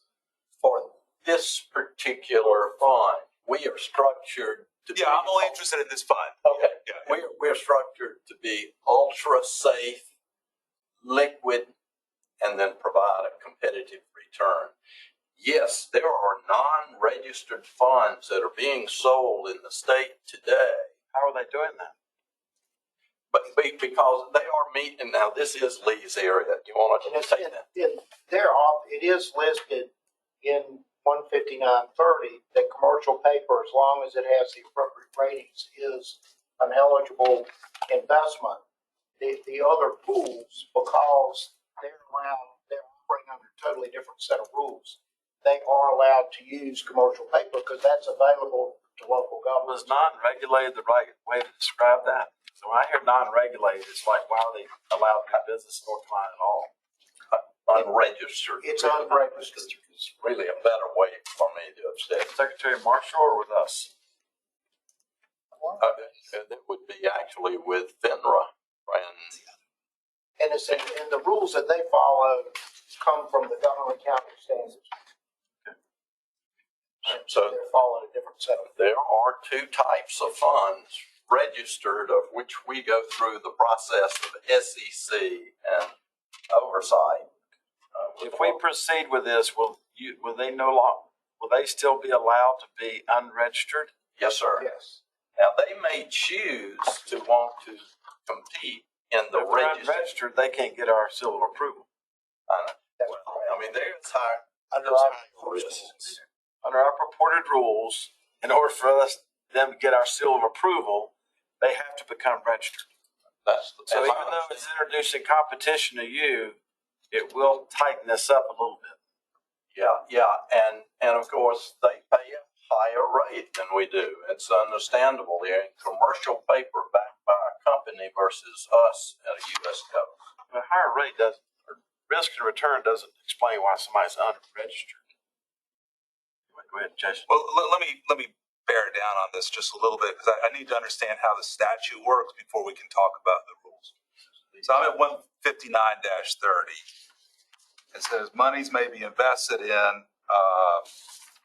let's see, monies may be deposited in a mutual fund established under C8 of this section. So I bump over to C8. You guys know this better than I do, I'm sure. I believe that. Yeah, and it says participating shares in a mutual fund are limited to those qualifying for investment under this subsection C. So I think that says everything under subsection C, right? And that includes prime paper. And so what happened back, and this actually changed back in 2016. And what the Securities and Exchange Commission said, they essentially gave money market funds like this a choice. They said, if you want to limit your investments to treasuries and agencies, then you can have a money market fund where you put $1 in and take $1 out. If you want to continue to use corporate and other securities, what you're going to have to do is to let your principal amount fluctuate. And so we went to all the governments and said, what do you think about that? And there are also potential limits on withdrawals. And so the 865 governments didn't like either one of those things. And they said, we're not interested in doing something like that. And so we went the route, what was at one point the old, you'll see in the previous certifications, the old cash portfolio, that changed to a government portfolio. So where we're now limited to just treasuries and government agencies is all. But that's a choice and not a statutory limitation. This is where I'm now going, is the proposed regulations, which I think is a good idea to get out of the RFP business. That's difficult. But the proposed regulations would allow SEC registered funds to get into the business where we're at risk of busting the buck, the way I read it. And I wonder whether NAC's head is sufficiently sophisticated to understand that, because all they're going to see is a certification that they are certified with that good housekeeping seal of approval without more coming from the LGC. And that's the conversation, Mr. Secretary, that is robust. And Mr. Toole, if I may, we actually have had that conversation and we've talked about the messaging that would go with this, that this isn't a guarantee of performance. It's not an endorsement by the LGC that this is going to, we're more relying on, again, the constraints within, because again, under C8, where the fund is permitted, it specifically, as you said, just limits investment. It's not any more stringent than that. So we weren't going beyond those restrictions existing in statute and that didn't exist to this point either. Again, this fund chose those particular investments, but under statute, a fund certified by the commission could invest in any of the things listed under sub C there. So, Well, I'll just say that we're experiencing at the Secretary of State, I won't go into the details, where we are part of a standard setting group, but we don't certify certain software, and the software was attacked by ransomware. It affected infrastructure throughout the state. Those that were affected say, well, Tool, Secretary of State certified this. And no, we did not. But they don't, notwithstanding everything we said, they get confused. And I do wonder, with the way the rules are structured right now, they allow the applicant to set their own benchmark. We're not talking about even a standardized index. It's an applicant, it's a benchmark of the applicant's choosing. So that becomes, we're worried that there will be the less sophisticated, the Spring Hopes, may get enticed by larger promised returns, not understanding the risks. The one thing I would say with the SEC coverage, What about the guardrails? What he's interested in. the SEC coverage, you are required with each year to provide a prospectus for new accounts and a document that lists not only the securities that are held, but the guidelines. So that addresses to some degree the unfamiliarity that an investor might have. There are ways that the SEC pushes us on information. One thing you could do is the way the SEC looks at funds like this, there's a special set of rules for what they call 2A7 funds. Which at one point, that was the rules that everybody followed. This has been since 2015 that we've had so many of the other pools have gone the different route because there are less stringent requirements on it. If you're not going to be registered with the SEC. But if you had in the regulations that what was going to be allowed was a 2A7 fund, that's a very well understood definition. And that's kind of more like a money market. And that's exactly what it is a money market. And one final point, as an example, there is a North Carolina Board of Trustees that oversees this fund in addition to Oh, I'm not talking about this fund. I want to be abundantly clear. I'm talking about the fact that once we will adopt some change to the rules, the issue is what are the guardrails and the benchmarks that will be in place for the others? Yeah, makes sense. If I may, The other applicants. The other, yeah. the existing rules to some extent, as we are proposing to change them, the existing rules as applied to the original RFP process included funds that invest in investments with maturities no greater than 7 years, as opposed to a money market fund, which is, limited 60 days. But that's a choice. That's not a statutory limitation. That's not a statutory limitation. And the reason why we did not change. Excuse me, who is that speaking? Who's speaking? This is Jason Sass, Assistant General Counsel at Department of State Treasurer. Thank you. Sure. As we went through these rules and revised them, we made the determination that policy decisions, other than the minimum required to address the issues at hand, would remain unchanged unless the LGC would like to make a policy determination to change that policy. So because the original rules allowed for maturities of up to 7 years, we left it that way.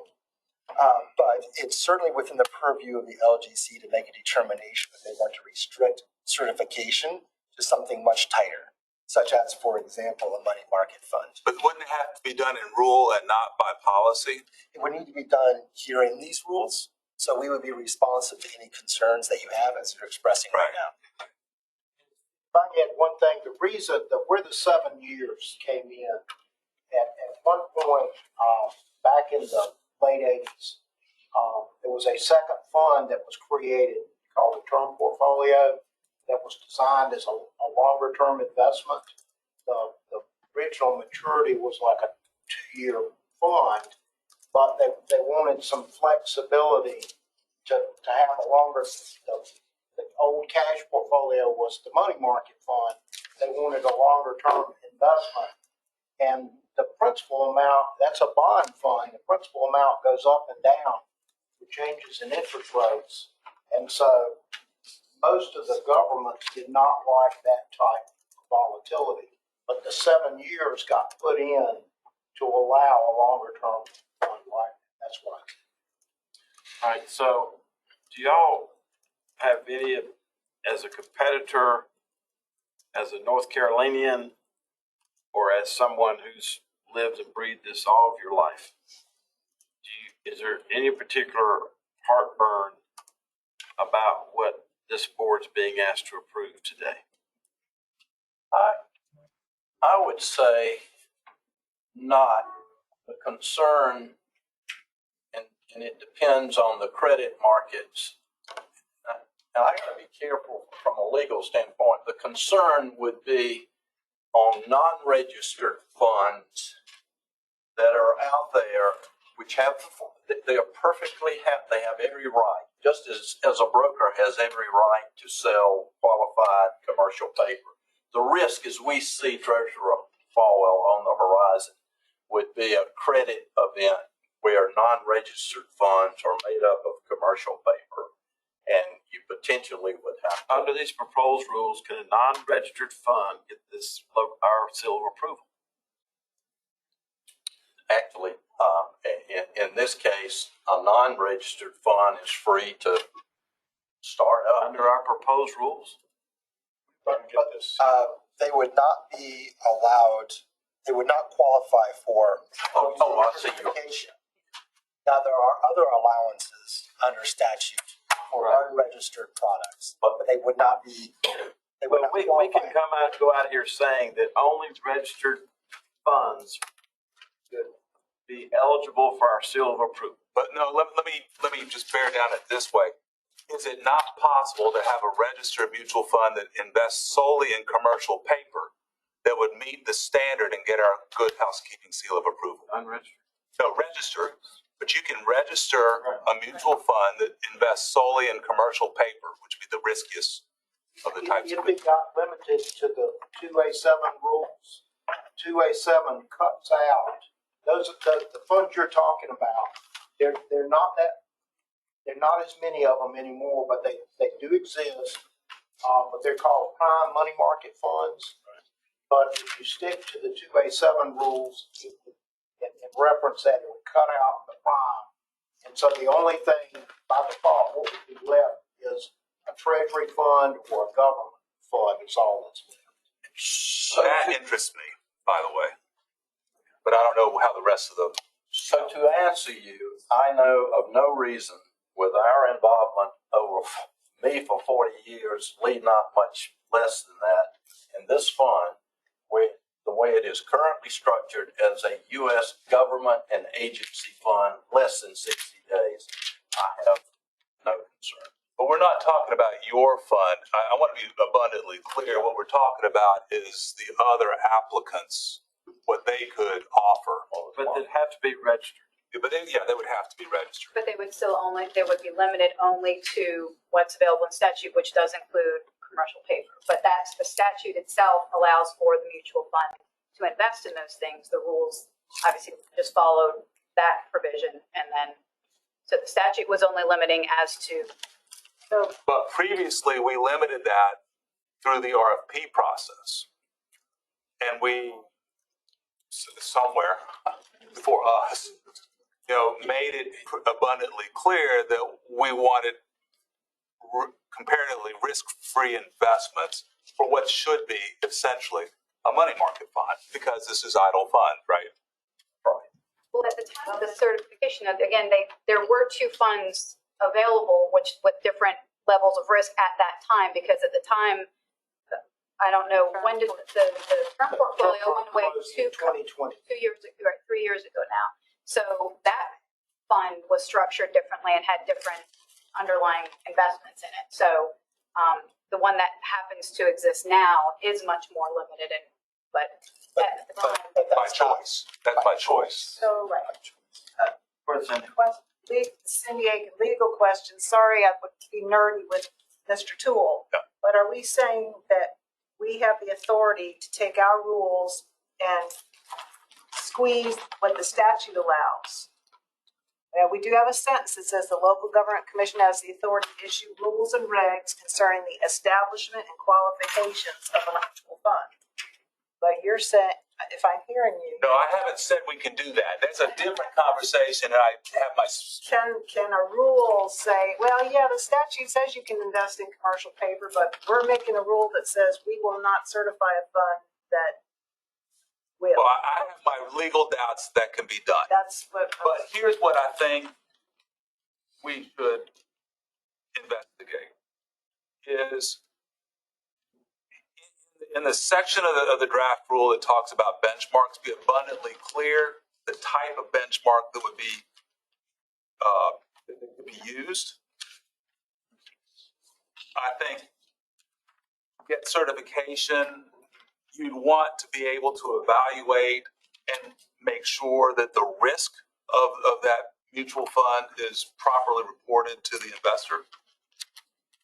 I think we need to be cognizant of the fact that the SEC is, like every governmental agency, overstretched. They don't enforce, as notwithstanding what you read in the papers, they're not a robust enforcement agency. So whatever we certify, I think we want to be sure that the investors know what they're getting and recognize that many of them, by volume, are probably less sophisticated than the big urban areas. Let's do this. I want to call for a vote on the extension of the certification to October, because I don't think that's not controversial. All right. So Say that again, Treasurer. You're gonna call for a vote for I'm what? impressed you got that popcorn open. That was Okay, I got it lovely. now. Is there scissors over there? Yeah. Okay, that's right. All right. I'm gonna call for a vote extending the certification North Carolina Capital Management Trust to October, and then we're gonna go back and have a separate vote on the proposed text for rulemaking with any adjustments that need to be made. So again, this second thing has to happen. It's not debate. Nobody has any concern about this second issue here. We're just extending this to October 1st. I move we extend the certification to October 1st, 2023. Okay. I second that. Second. Any further discussion? Hearing none, the clerk will call the roll. All right. A resolution to extend the current mutual fund certification, Tool, Move, and Burn second. Auditor Wood? Sorry, Butler, wrong D. Excuse, Auditor Wood? Aye. Thank you. Secretary Penny? Aye. Thank you. Mr. Burns? Aye. Ms. Harvey? Aye. Thank you. Mr. Philbeck? Aye. And Treasurer Falwell? Aye. Thank you. Now, for the proposed text, Mr. Toole, would you be? This was going to happen. What? I knew this was going to happen. That I got volunteered here. No, I'm just volunteering to make a motion. Oh, yes. All right. Would you, well, to take staff's recommendation on the proposed text with the latitude to make any technical corrections that need to be made, as the conversations that have come up in this meeting today are thought through by Laura and Jason and the LGC staff. Yes. Okay, I'll make that motion. Right. You're gonna let the staff make the changes in? I think, Mr. Treasurer, there's a bigger issue, I think, at hand than just technical changes to what we've proposed with, again, with using the rules to further limit what the certified mutual fund can invest in. I do think that's a bigger item than just a technical change. If we're going to incorporate into the rules that it must be a 2A7 fund or something like that, that's a much bigger. Yeah, if that's the case, you have to come back and force. If it becomes more than what I just said, then you just have to, I don't think we have the brains here, but I don't think we have I'm confused actually about, statute trumping rule and rules for statute trumpet. I mean, whatever. So I think the concern is that under the current proposed rules, it would allow for a mutual fund to qualify for LGC certification, even if it has a maturity date longer than is allowed for a money market fund. Because that's what the statute currently says. Because that's what the statute currently allows for that, and then the rules would then also allow for that. And I think that's the policy concern, where it's not a dollar in, a dollar out. There's actual principal risk in a product that could still qualify for LGC certification. Does that? That is accurate, and my recognizing that the statute allows that, I don't know how the rules could put limitations on that. So I think we need to put some other feature into the rules that makes it so that the seller of the mutual fund is clear to these local governments what the risks are.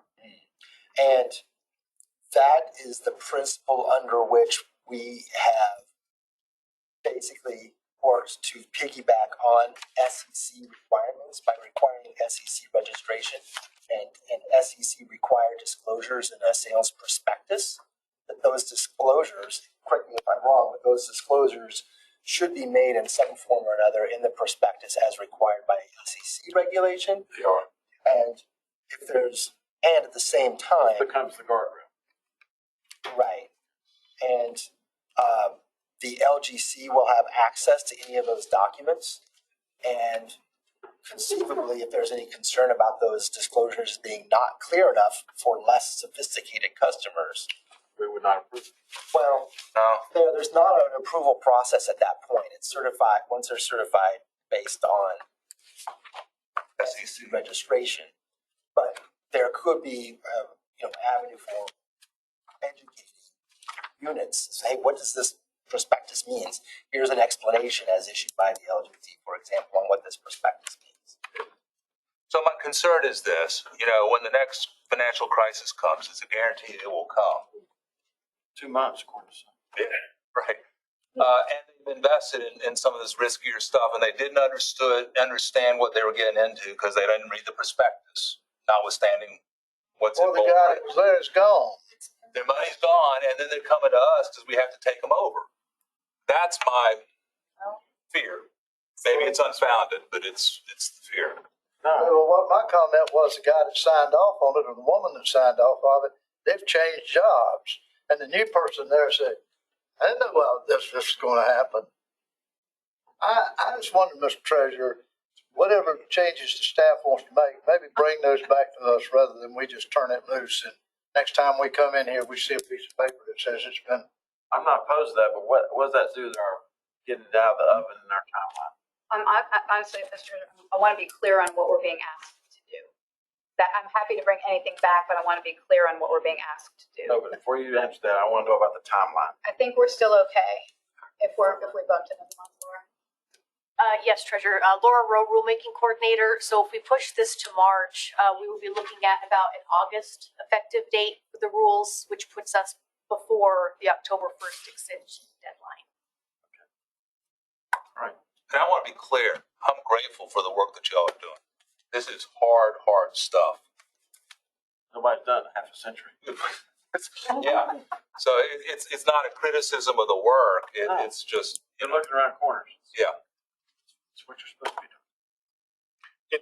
It's also the case that these gentlemen invest other people's money for a living. There is no perfectly safe investment that is going to survive all economic crises, right? I mean, if we're looking for that, then the mayor's mattress is not going to be any safer. So I think that as guideline is we can make it, and we are not in a world where that's it. That's what we get. And I would make an observation, funds that have gotten in trouble, local government investment pools have been unregistered. That's where I funds. want to get that. Yeah, and this is a registered product.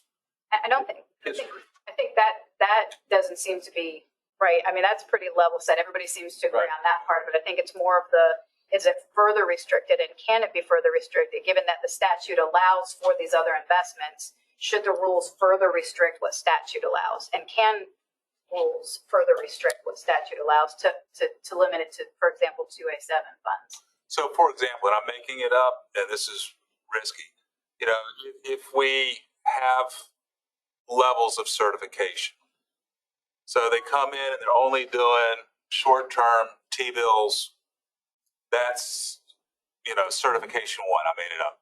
And if they're investing solely in prime commercial paper, that's certification 8. And then it's on our, I don't know if that's a good idea, but that's that certainly would fall within the statute. This is Cindy Aiken.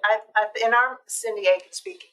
In our minds, we were thinking, we're trying to take away from the LGC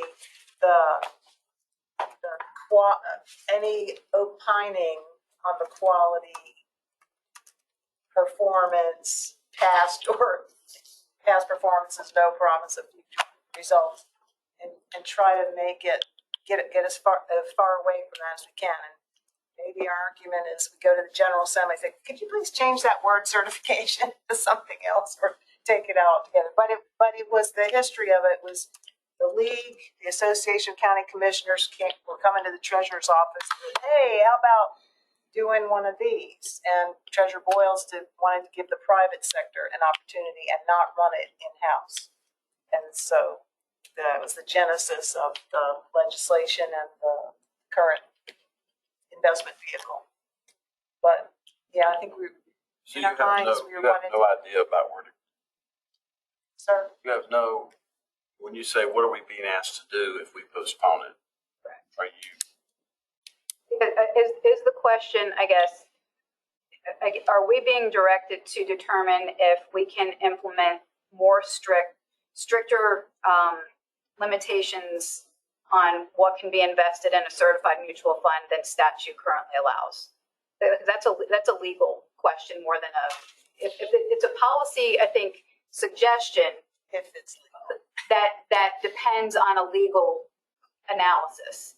Can administrative code be more restrictive than the statute? Well, we'll run that rabbit. Bring it back.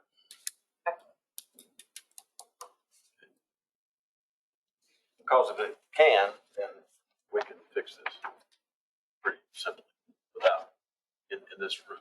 Or we can have a rule, flavors of certification so that indicate level of risk, which I think is important because y'all have been very conservative in your. Aggressive as some people are in this world, in that world, they will. I want to make it as tight as we can. All right, we will not. So for procedure, is someone making a motion to table this, postpone it, We'll say what we need to say. vote on it with, I feel We'll say more what we need comfortable to with say to postpone it to the next meeting. I think that's an excellent suggestion. Whatever staff is gonna bring it back before us rather than leave it now. So we're the ones signing off on it. Right. The commission will have to vote to approve the proposed tax before we can move forward with it. So we will be bringing it back. I don't see, do we need to vote to table it or is it just, we're just tabling it and we'll bring it back? There's No motion. motion. There's no motion. Okay, so we just bring it back next. I'm announcing we're referring it to as an agenda item for the next meeting. But you got your, thank you. Your action bill doesn't expire until October. Now, does the staff does the staff have clarity on the direction they are to go? Because what I'm hearing is and I share some of those concerns, that there is concern that SEC regs, statute and regulations that will always apply aren't sufficient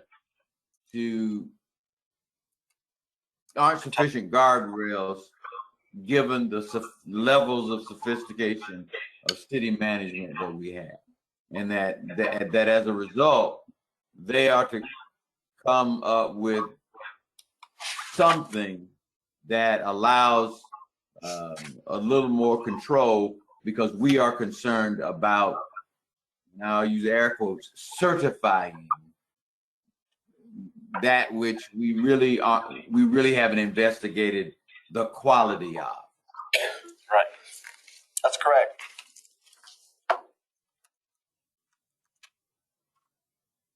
You've articulated this agency's concerns perfectly, Secretary Penny. Thank you. Okay. Sharon has the floor. Hang with us. We need a quorum This'll to be fast. adjourn, okay? Just a few announcements. First, thanks to Debbie, Cindy, Jason, and Laura for all the work on those rules. That was over a year's worth of work that they presented today. And it was not easy work at all. I also want to announce that at the March meeting, as was previously mentioned, we will have the VUR grants for the commission to vote on, as well as potentially 2 additional policies to vote on, and the redo of the rules for the mutual fund. The April and October meetings will be off-site. We're finalizing those details, and we should have those for you, particularly for the April meeting before the March LDC meeting, so you can make your plan for that. Tell them what part of the country. The one in April is tentatively scheduled for Wilmington, and the one in October is tentatively scheduled right now for Boone. So, and then last but certainly not least, I'm sorry, Sharon. I'd heard, April was Wilmington. Where was, the fall? October in Boone. Oh, Boone. Thank you. Sharon, is Wilmington offsite going to be involved in major projects they're considering down there? Not at all. Just crisscross. We did it there, and now we're doing it here and there. Well, there now, and there's a lot of things boiling down in Wilmington. I know. We expect you to have all that straightened out by the time we get there. I won't have it all straightened out. Now, let me make that crystal clear. Okay. It'll be an open meeting, and you may have more folks in there than you want to see. My last announcement is, regrettably, this is Susan's last meeting. She's retiring at the end of the month. She's a lot more excited about it. We deny that. I can retire at 32. Bless your heart. So I wanted the commission members to be aware. And you'll find me in my office, Brian, regularly. Yeah, the date for the production meeting, yeah.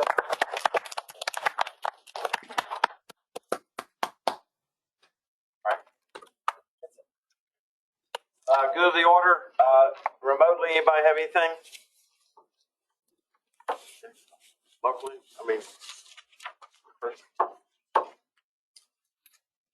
Anything else? I'd like to adjourn this meeting in honor of Senator Jerry Tillman, who passed away this weekend. Some of you are very familiar with Senator Tillman as a local elected official in Randolph County, as a member of the North Carolina Senate, and even currently as a member of the DOT board as a Senate appointee. So we'll miss Jerry. He and I kidded around a lot. The Falwells are from Cedar Square, and he's from Sophia, which are right next to each other. And we often kidded that the way that the Randleman Reservoir ultimately got built was 100 years ago. A Falwell and a Tillman were walking through that property. One of them dropped a quarter.